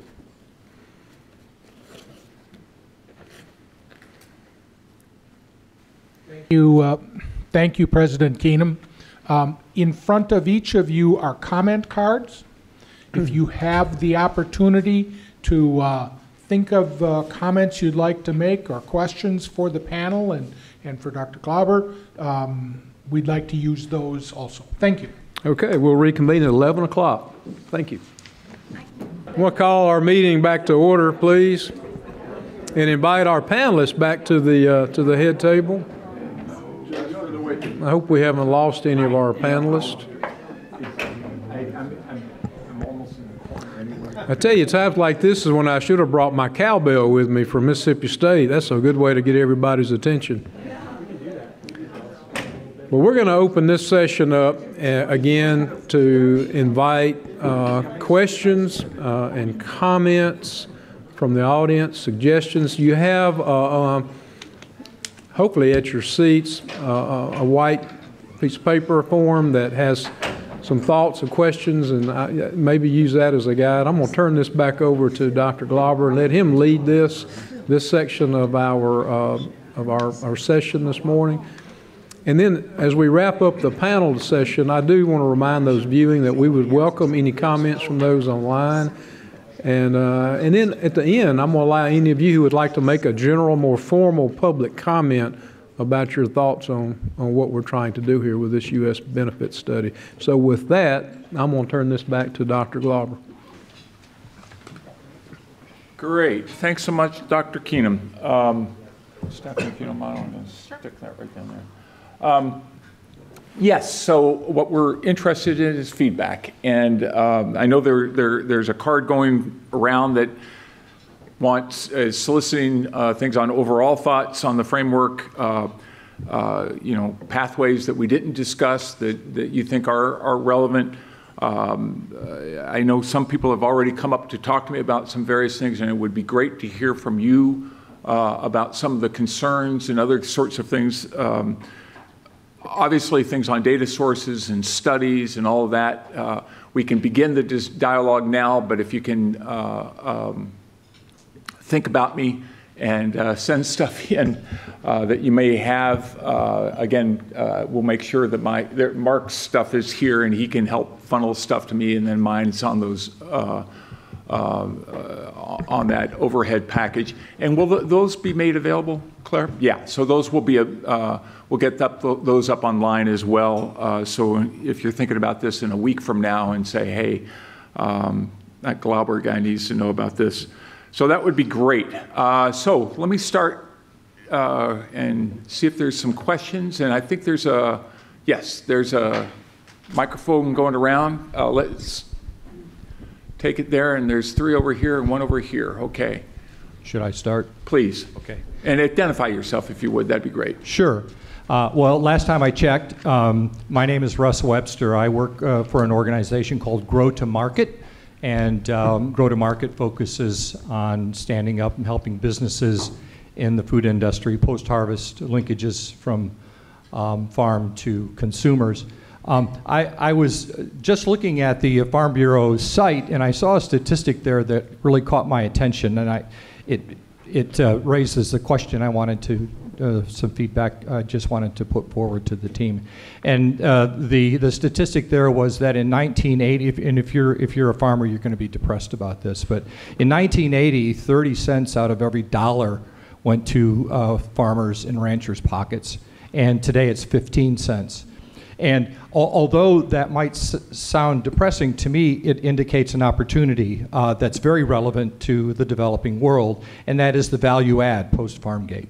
So my question is, if in your study, are you going to be looking also at the economic job creation, income generation, growth opportunities that come from that value chain development from farm to consumer?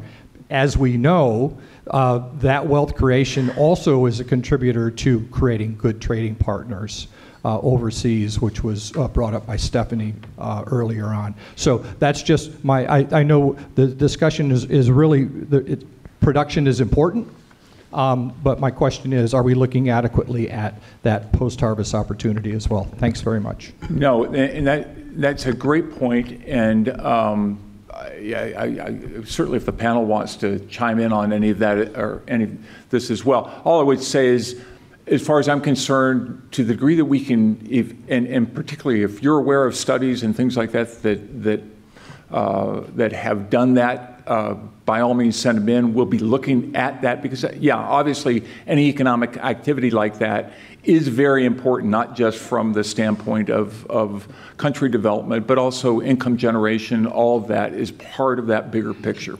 Absolutely. Yeah, I'd like to add. No. Eric, you want to? It's on, Stephanie. The person in the back just has to turn yours up. Okay. So one of the things that I think is a important innovation of the new, more recent Feed the Future initiative that's been going on at USAID and other U.S. government agencies is that they no longer focus quite so intensively on just ag productivity, but also look at other issues like supply chain development, like access to credit, access to other kinds of inputs. And so I definitely think that this project needs to look at those additional investments that are occurring and how do we evaluate what the benefits have been generated both within those developing countries and also has there been any spillover? Yeah. I think just because he referenced that it's a Farm Bureau analysis, I probably have to say something. Even though you're right, the farm share of that food dollar has fallen dramatically. Matter of fact, in 2016, it's going to be at the lowest levels ever. The farm production share, that's about 8%, also at record low levels. That doesn't indicate that's not an indicator that the farmer's receiving a whole lot less. So I want to put that out there. Yeah. I think but it's an indicator that there's a lot of activity post. Yes. Without a doubt, without a doubt. That we need to pay attention to. And I think it also reflects the growing proportion of food consumed outside of the home. The farmer gets a smaller share of that food dollar than food consumed at home. So there are a variety of factors in that. But Jason Lusk at University of Purdue just put out an analysis maybe 1 or 2 weeks ago analyzing just that exact fact that the farmer's total dollars may not be declining even though their share is. Yeah, but the activity thing is well taken. I tell you, there were 2 right behind, and I know, let me take a group of these at once so that we can try to make progress because we are going to have to cut off at some point. So, if I may make a comment, please use the microphones even when you make a follow-up comment. This is a small room, we can hear you, but the online audience, which is probably double what we have today, hear. It doesn't hear you, so please use the microphones. Good morning, ladies and gentlemen, Mr. Chairman, and the speakers. My name is Rosemary Seguero. I'm the president of Seguero's International Group. I focus on rural agriculture, looking at small and medium businesses and small and medium manufacturing, small and medium manufacturing. Looking at the report and what you are doing, as the speaker said, looking internationally. I think we spoke this year early at the USAID when we talked about the student exchange programs. I think working with local and international students would be very important because they learn from the students from America, we bring in our students, but still we've not heard of anything to do with financing the international students. I think young people can do much more better into agriculture, encouraging other young people in Africa so that they know it's a business. Agriculture is a business. We are doing it as a business. How do we make this happen?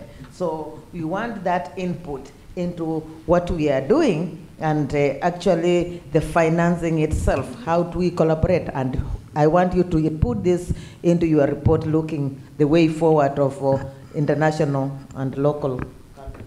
Great. Thank you. David Crable, Ohio State University, and for 6 recent years, chief of party of a USAID-funded project in Tanzania, IAGRI, that was involved in human and institutional capacity development. The major contribution I want to make is I think you're looking at many of the important pathways of impact, but one that I heard not mentioned at all, though maybe implied, has to do with markets. There was mention of the market demand for food, but what wasn't mentioned was the market demand for agricultural equipment, tractors, farm implements, and supplies. And the farm implement manufacturers globally, especially those in the US, are very well aware that there's a path dependence in agricultural equipment, and so they are there in the African market. In the project I directed in Tanzania, we succeeded in convincing John Deere to donate a tractor to Sokoine University of Agriculture because John Deere told us that the biggest constraint on their sales in that country was the very small number of trained farm operators. There were Tanzanian farmers, investors that were willing to invest, and they simply didn't have the trained personnel. So I think that could represent a very, very significant source of demand for US products. Another item that wasn't mentioned, which maybe is a bit small at this point, and yet I think important, it relates to USAID investment. Many years ago, about 25 or 30 years ago, USAID invested in a very innovative university in Costa Rica called Earth University, and many of you have heard about this. Now, the interesting thing that's happening there is Earth University has been very successful in developing a very unusual kind of university that's focused on undergraduate education for entrepreneurship. And the graduates they turn out are truly remarkable, and they are global. They're going around the world. So there's a second phase now that has occurred that's quite interesting. I'm editing a book on transformation of African agricultural universities for an association of 85 African universities, an association called Reforum. And recently I visited Gulu University in northern Uganda for Reforum. Gulu University now has developed an African version of Earth University and is doing a truly remarkable job with a relatively small budget in impacting, helping the communities of northern Uganda to recover from a long civil war that occurred there. The Earth University model has been quite influential at another Ugandan university, Makerere University, and also now at Edgerton University in Kenya. So that model is spreading. And I believe that the model of outreach that they are doing actually has a lot of relevance in terms of institutional innovation for US universities. I think it has relevance for the land-grant universities. I think it has relevance for community colleges and so on. So that would be another example of an impact. But I commend the panel for this study. I think it's very important, and I would be happy to be involved and could give a number of case studies. We trained 139 Tanzanians with masters and PhDs, half of them in the US, and many of them are back in Tanzania now doing very important research that continues to have relevance to Africa. For example, on rice blast disease, for example, which, and a number of citrus production and a number of other examples. Thank you. David, thanks so much. There's a couple up here on this side. Mark will give a little bit. Oh, I'm sorry, Willie. Oh, it may not be relevant, but I need to leave pretty soon. I wanted to get well, that is relevant. I don't know if you're also charged with talking about dissemination of this information. I bring it up because I took a group of agricultural leaders of tomorrow from Missouri to Rome to the food-based agencies and the U.S. mission there, and discovered that they really lacked a lot of information about this. Our efforts, and so I'm thinking that many of our states have these organizations in our states, and we should be an avenue for disseminating the information that you have, because I think we need to get this information back to our ag leaders in our individual states. And I wasn't sure if that's part of your mission or not, but I think it's something that we need to be thinking It actually is, and it was an oversight not to mention sort of, I think I had it on an earlier slide and I took it out, but there is a lot of dissemination planned for this. I mean, obviously a lot here domestically, but the international side is real important too. I think we have a couple down here. There's a few in the back, but let's get the ones down here. Yes, good morning. I'd like to commend the panel for this excellent presentation. I really enjoyed it. Thank you very much. My name is Nubia Gribi. I am at We Empower, and I started my career at IFPRI and have worked with ICARDA in the Middle East and North Africa. So We Empower basically specializes in food security, looking at innovation and how we could help aggregate smallholder farmers to basically access markets. So through post-harvest losses, livestock, genetics, and animal health, animal feed, etc. I have, within 27 years in my career, implementing really large USAID and US government programs in the field. I have about 19 years working in the field. My question is really important in terms of productivity. We always talk about increasing yield and productivity, and we don't talk too much about pesticide, their importance in terms of productivity, increasing yield, but little is said about the downside and how harmful the pesticide could be if the field, the farmers are not well trained in terms of global climate, the training on how pesticide could be harmful in the environment, the misuse of pesticide and the consequences for that. Thank you. No, I think that's a very good point, just because of the sustainability aspects of this, and which is a big part of a lot of the Feed the Future projects. And so it was certainly an oversight not to mention that. Would love to have some further conversations with you on that. Yes? I'm Tamara Duckleby. I'm an agribusiness consultant working with USAID and other stakeholders, largely in Africa.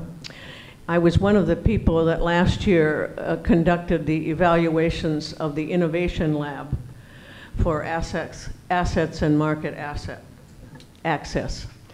And I was the one who really led the teams in Ghana and Tanzania. We were told that we needed to do both qualitative research and quantitative research.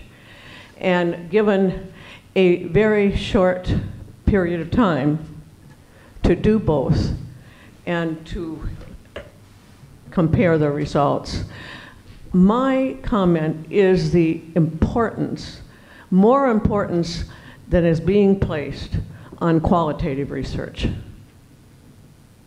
People seem to think that you do quantitative research, using one methodology, and then you do things like focus groups to show qualitative results. But often there's no connection between the two on the donor's part. And let me share with you, in Ghana and Tanzania, and I'm sure in some of the other 20+ countries that were evaluated, the focus group research should have been done first.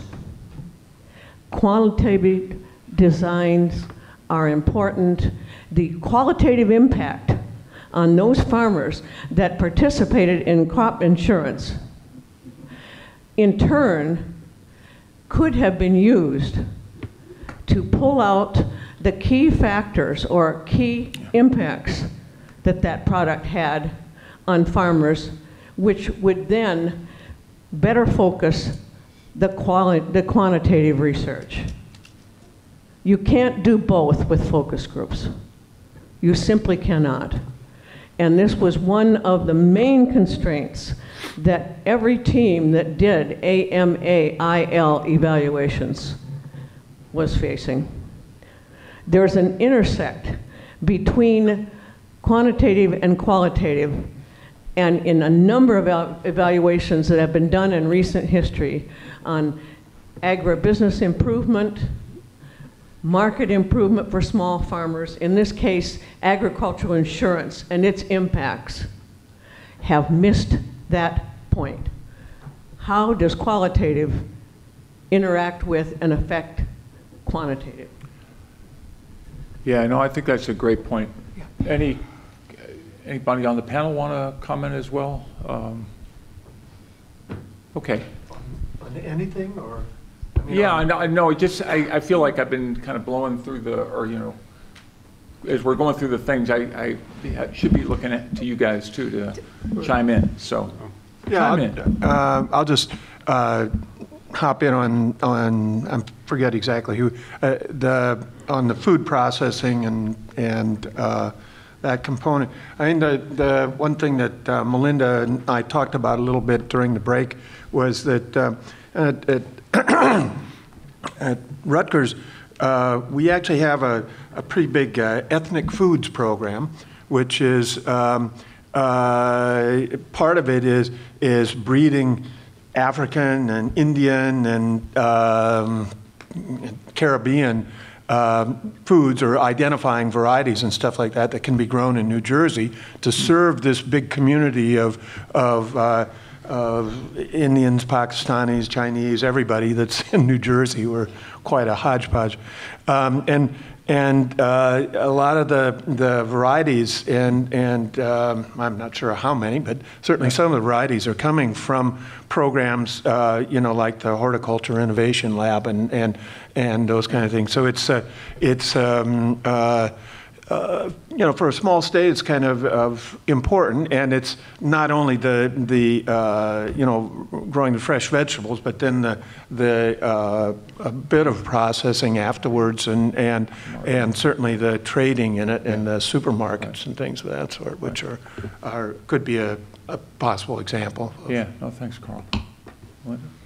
I may have missed it, Joe, in your presentation, but I think, are you going to look a little bit at the nutrient balance, healthy diet aspect? I think the nutrition aspect certainly. Right. So if you look at agrobiodiversity on the production side and diet diversity, we're suffering from the same. I mean, the whole world is sort of, well, we're not suffering. The whole world is undergoing a diet transformation. We're not the only ones. And so that's, I think, anyway, I think you got my point. Yeah, no, and thanks. Obviously, part of the problem is this is a short-term study, and so there's a lot of things that we're going to be, but I think all these areas, one needs to. Just a sentence, Just yeah, no, I'm with you. And I'm not even. I didn't mean. It was the wrong timing to say that. I didn't mean it to say, yeah, for you it's a short-term study. No, I mean I think these are all important things, and we're going to have to balance some of it in terms of time. Yes. Yeah, I might be coming in late to the party here. So far, talked about the Hey, I'm sorry, I can't see you, and who are you? I'm right here. My name's Oh, okay, Clay. sorry. I'm really a very local person trying to get involved with startup farming. All right.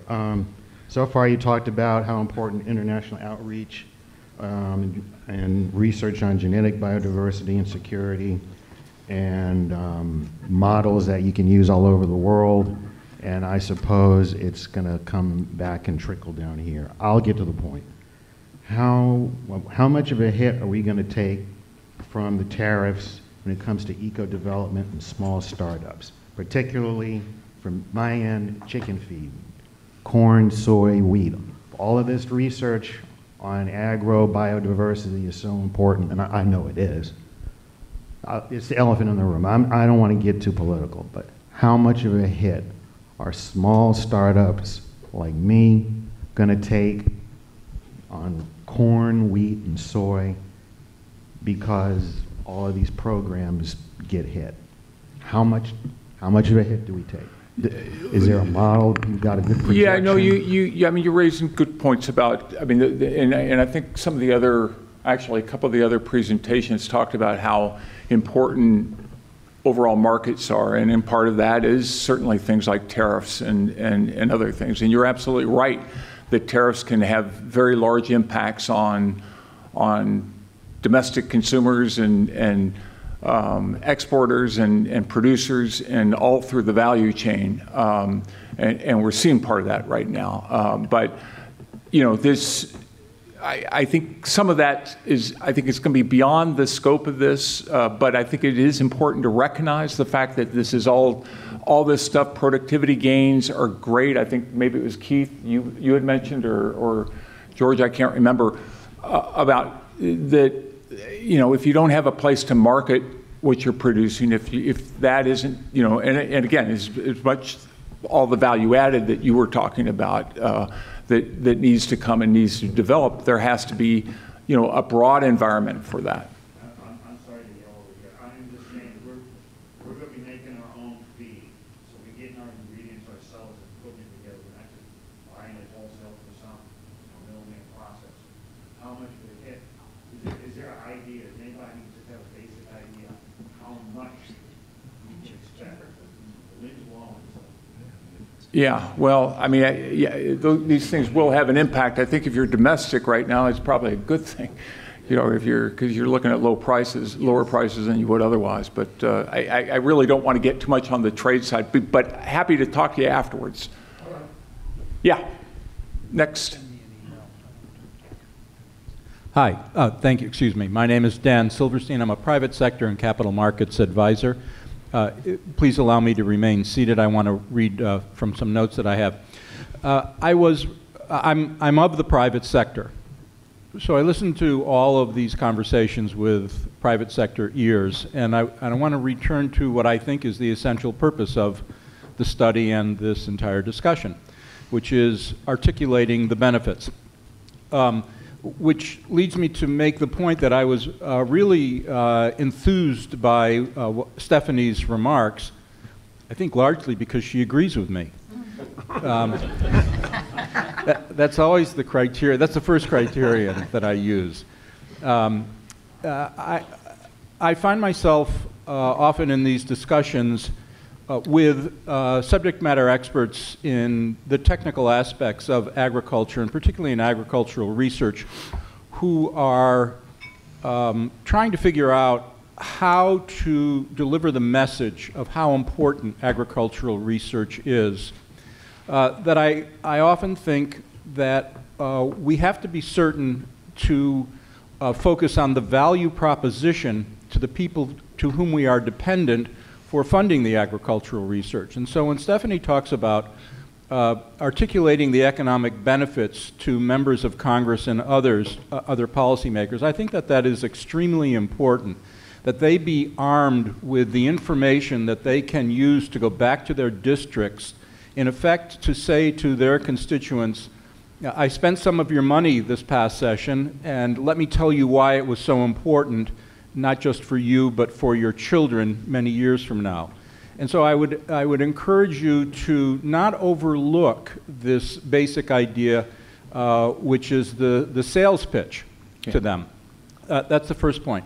The second point is I had a conversation with Richard Lackey during the break. He also agreed with what I think, so I think he's an excellent member of the board. But I would encourage the board to turn to Richard in what I would think of as the last mile, which will have to do with the messaging and the polishing of the value proposition as you articulate it to your various constituencies. He and I talked, we were exciting each other, I think, in agreeing about how important it is to make these points, that one of which is particularly important, and that is that there's nothing unseemly about engaging commercial interests in the production of public goods. And that it's the dirty little secret of international development that if you're in business, you actually don't have to care about the beneficiaries and the humanitarian impact that is our concern here.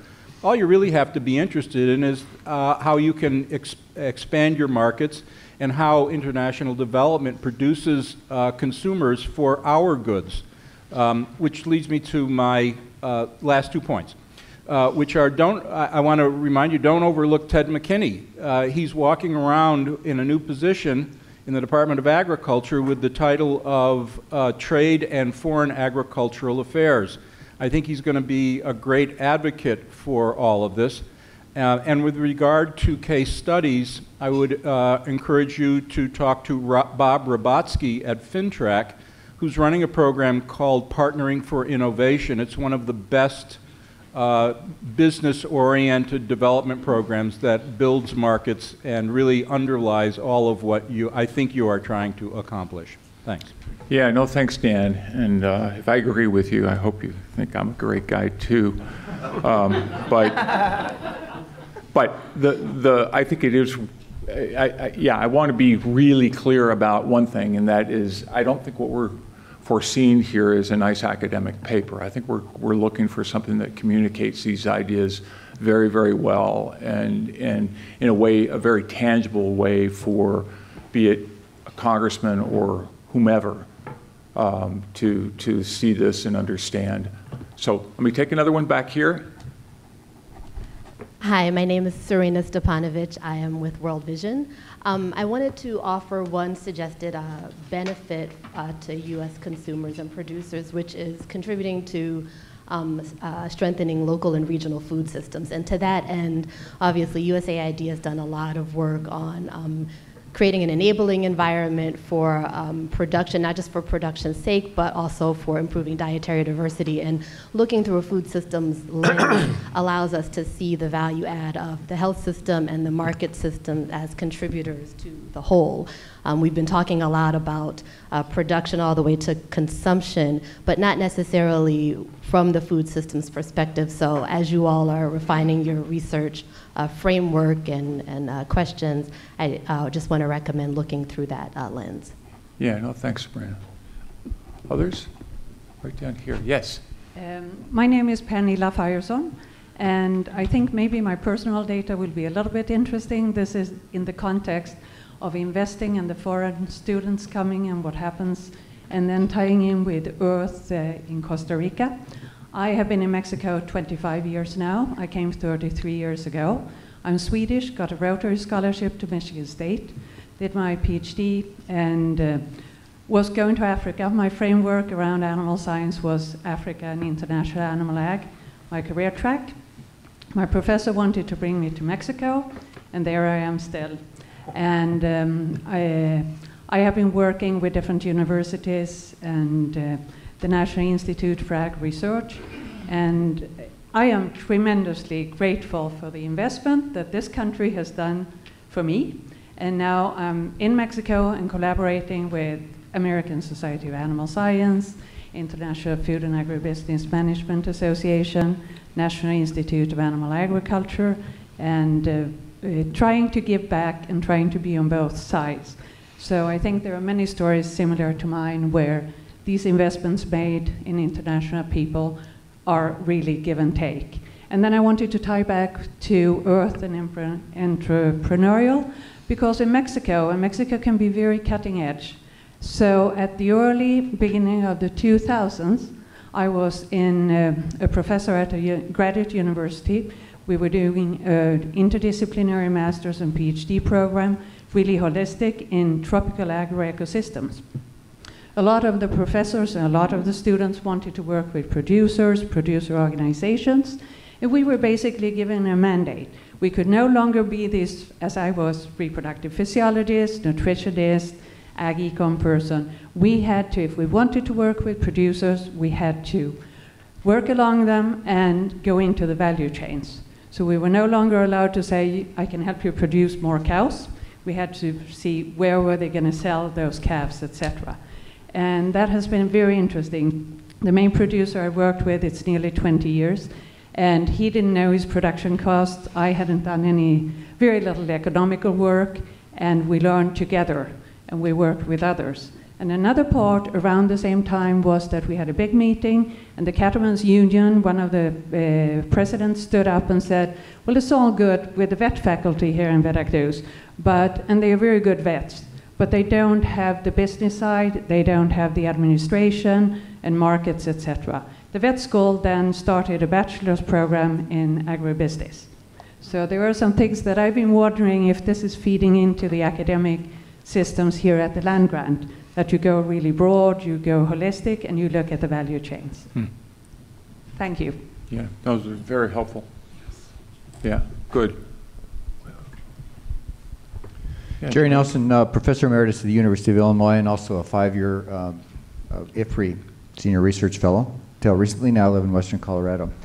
I'm going to actually try to elaborate on something that Melinda actually said, which is that, or at least she intimated, which is that I hope that you'll not just do an ex post evaluation of what the value of the USAID expenditures on ag and food and agricultural development are, but also think about what you can do for me tomorrow, basically.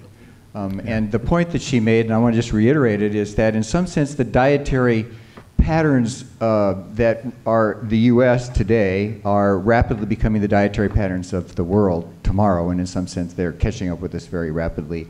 And so the problems that we face and the problems that they face are going to be increasingly similar. One of the things that is important and hasn't been discussed very much is the narrowing of the plant-based in particular, but also animal-based sources of nutrition. And so I would encourage you to think about, ex ante, where should USAID to help Americans tomorrow go? And I think this whole area of nutrition, about looking at new forms of sources, vegetables, plants that are traditionally used around the world, and some that go back a long ways and haven't been used for a while. We could even think about eating more pigweed for humans. Good for agriculture in the Midwest as well. Thanks. Yeah, no, thanks, Jerry. I remember what pigweed is. I remember ironweed. What's pigweed? Amaranth. Amaranth. Oh, wow, of course. Yeah, go ahead. I'll just pick up on a couple, because there's get close to the microphone. There, more than one person has talked about essentially the human capital issue of education, and starting with David and the most recent person as well. That clearly is, if not the largest, maybe perhaps the largest impact of the foreign aid program in agriculture. And David mentioned a number of 139 students trained on his project. And we could take those numbers project after project. The innovation labs, I've worked with innovation labs for many years, and at least, I would say more than half of our budget goes to the graduate student training part of it. And a lot of the models, sometimes they are students, and often the money happens when we spend it on students that come to the US for training, and most of them go back. But also, there's a lot of training that goes on of strengthening of the local universities, and there's this whole cohort of students that are trained that actually don't come to the U.S., or they come on what we often call sandwich programs, which means they might come for a semester, or they come for a particular research part of it. That's an extremely important impact.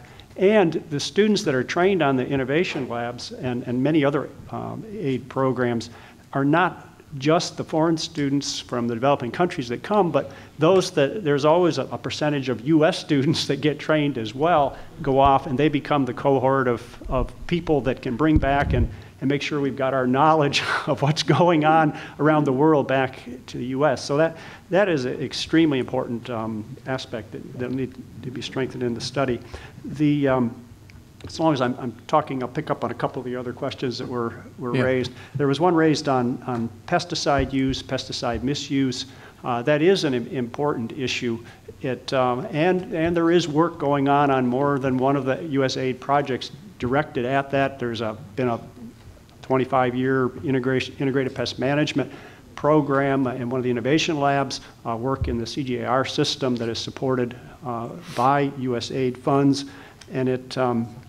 And I think it is making a difference, and there are some good case studies of that come out of that. But it's an extremely important issue because, and including some of the work that's gone in from USAID to GMOs. I could give you one quick example. Some of you may know BT eggplant, a genetically modified eggplant. Eggplant's the most important vegetable in Asia in terms of demand. It's the most supplied vegetable. And over time, we've done numerous surveys, and they spray 50 to 75 times per season of a fairly toxic insecticide. There's been concern, ironically, from the environmental ministry in India, so it wasn't released there, but it was released recently in Bangladesh, and there's a large randomized control trial going on right now that IFPRI is running in Bangladesh. But all the preliminary work is showing that it took the sprays, those 75 sprays from 75 to 0. So there's a fairly significant sustainability impact assessment right there.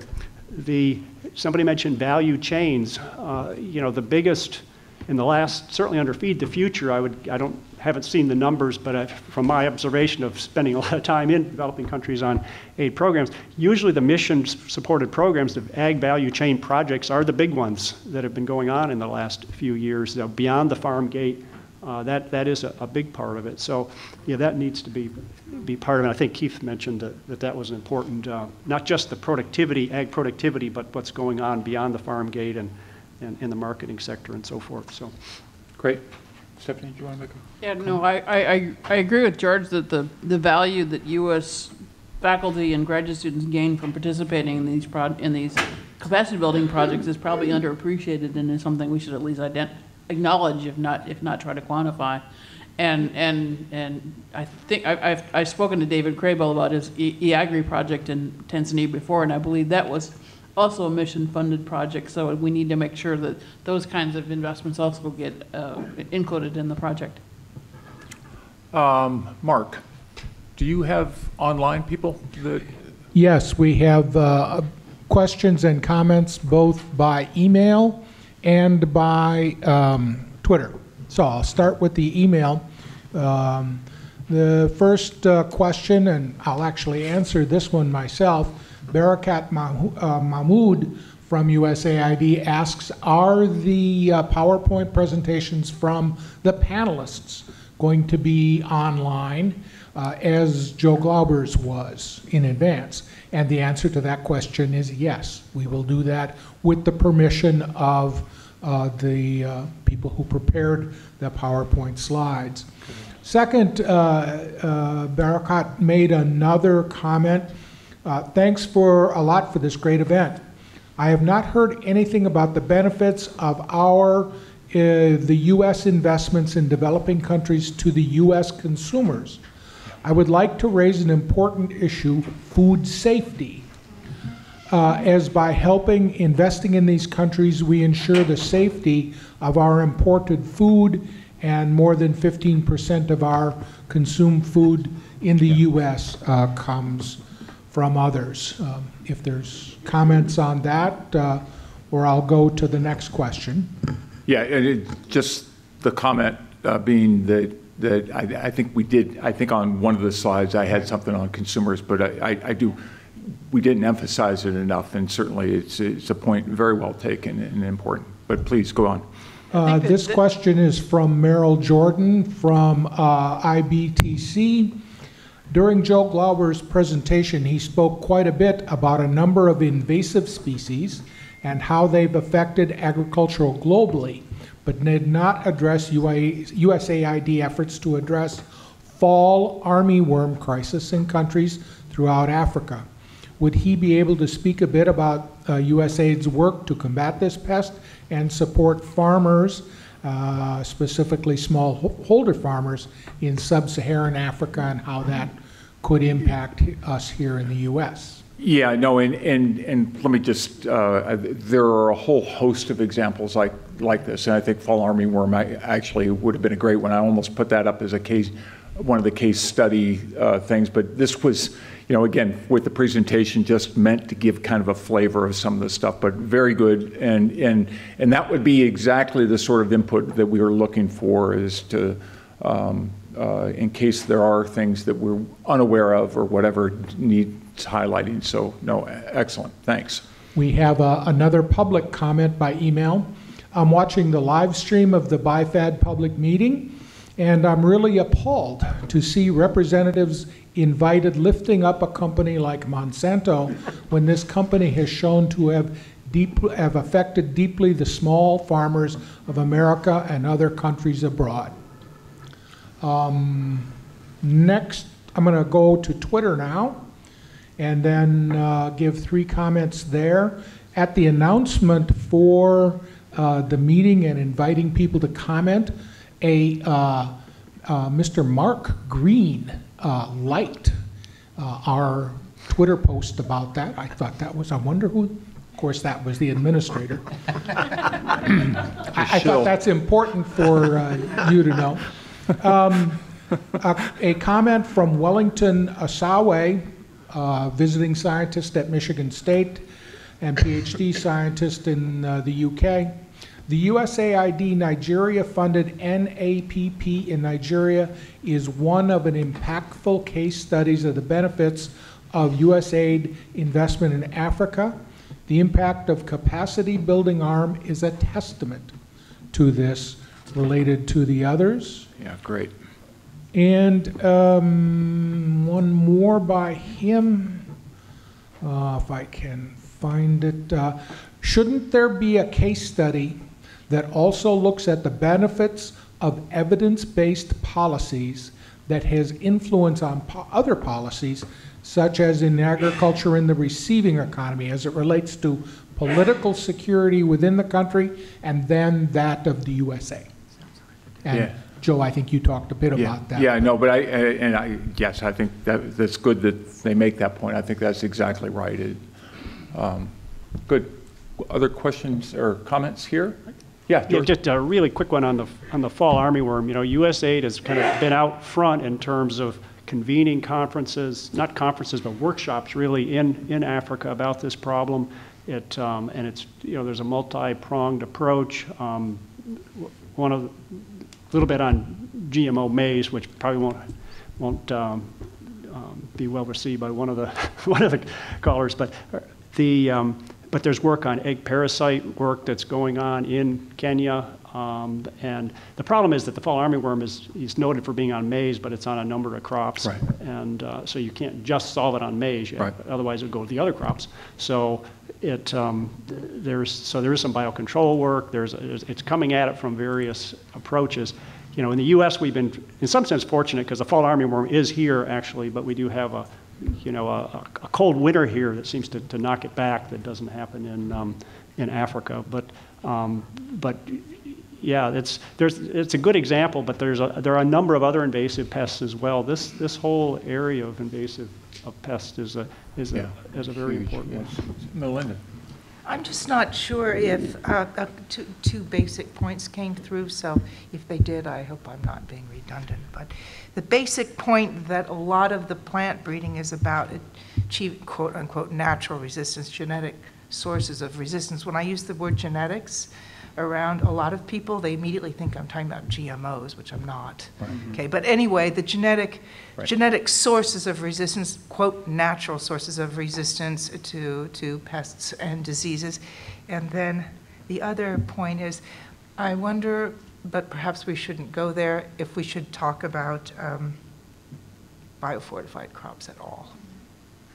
And when you go into diet diversity, I wonder if we should make mention of biofortified crops as well.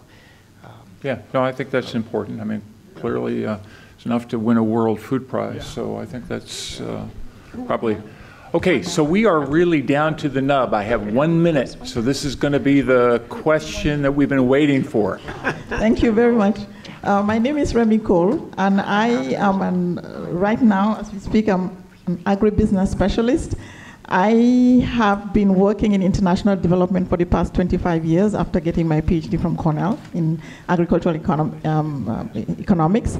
Okay. I am in the process of establishing a fertilizer blending industry in Africa.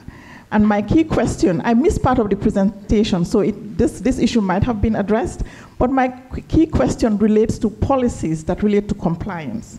Compliance, two of the people in this room talked about the pesticide issue, food safety issue, but my concern is about compliance, that whether this study is going to address working with governments or local institutions to ensure compliance. For example, China and other entities are pouring billions of dollars into Africa without any framework for compliance. Their interest is clear, their interest is evident. So what we would like to see is to see that USAID investments for the benefit of the American people ensure a framework for compliance across the board, so that we are sure to be getting quality and efficiency in the work that we do. Thank you. No, you're absolutely right about institutional aspects of this. It goes beyond it. So, look, I'm going to close off, but please, if I can say it 100 times, get in touch with me or Mark, and with questions, or if you want to talk more about this. I've already passed out some cards to some people, and so I look forward to talking with them. But this is, let me thank you for coming and for participating and contributing to which, at least for me, in a very personal sense, has been very enlightening. So again, thanks so much, and I'll turn it back to Dr. Keenum. Okay. Thank you. Thank you. Well, I think we've accomplished exactly what we set out to do today with this wonderful side meeting with AAEA, and that's to have a robust dialogue and to give a flavor, maybe more than just a flavor, of what we're trying to accomplish with this U.S. benefits study.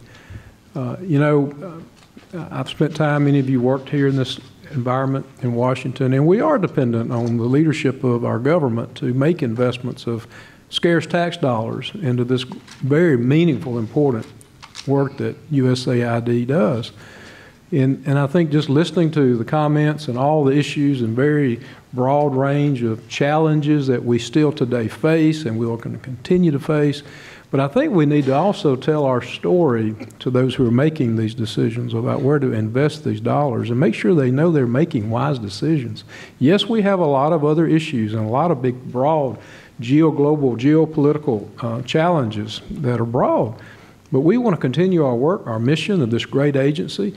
Going back to what I said from the very beginning, where would we be today without USAID? You think about it. If Congress never established this agency to do all the meaningful work they've done now for almost 6 decades, where would this world be? What would it look like today? How many lives has it impacted? How many lives has it saved in governments and livelihoods? The benefits to our nation, to the intellectual benefits that we've received from those coming to our country, and the partnerships, relationships that we've developed and have evolved over these 6 decades because of this wonderful agency and what it's doing. This effort that Dr. Glauber will be leading, there's a lot of work that's already been done that talks about benefits and studies, and he's going to try to do the best he can in looking at all the literature and research that's been done over the years and gleaming from it the best, to illustrate these points that I'm discussing.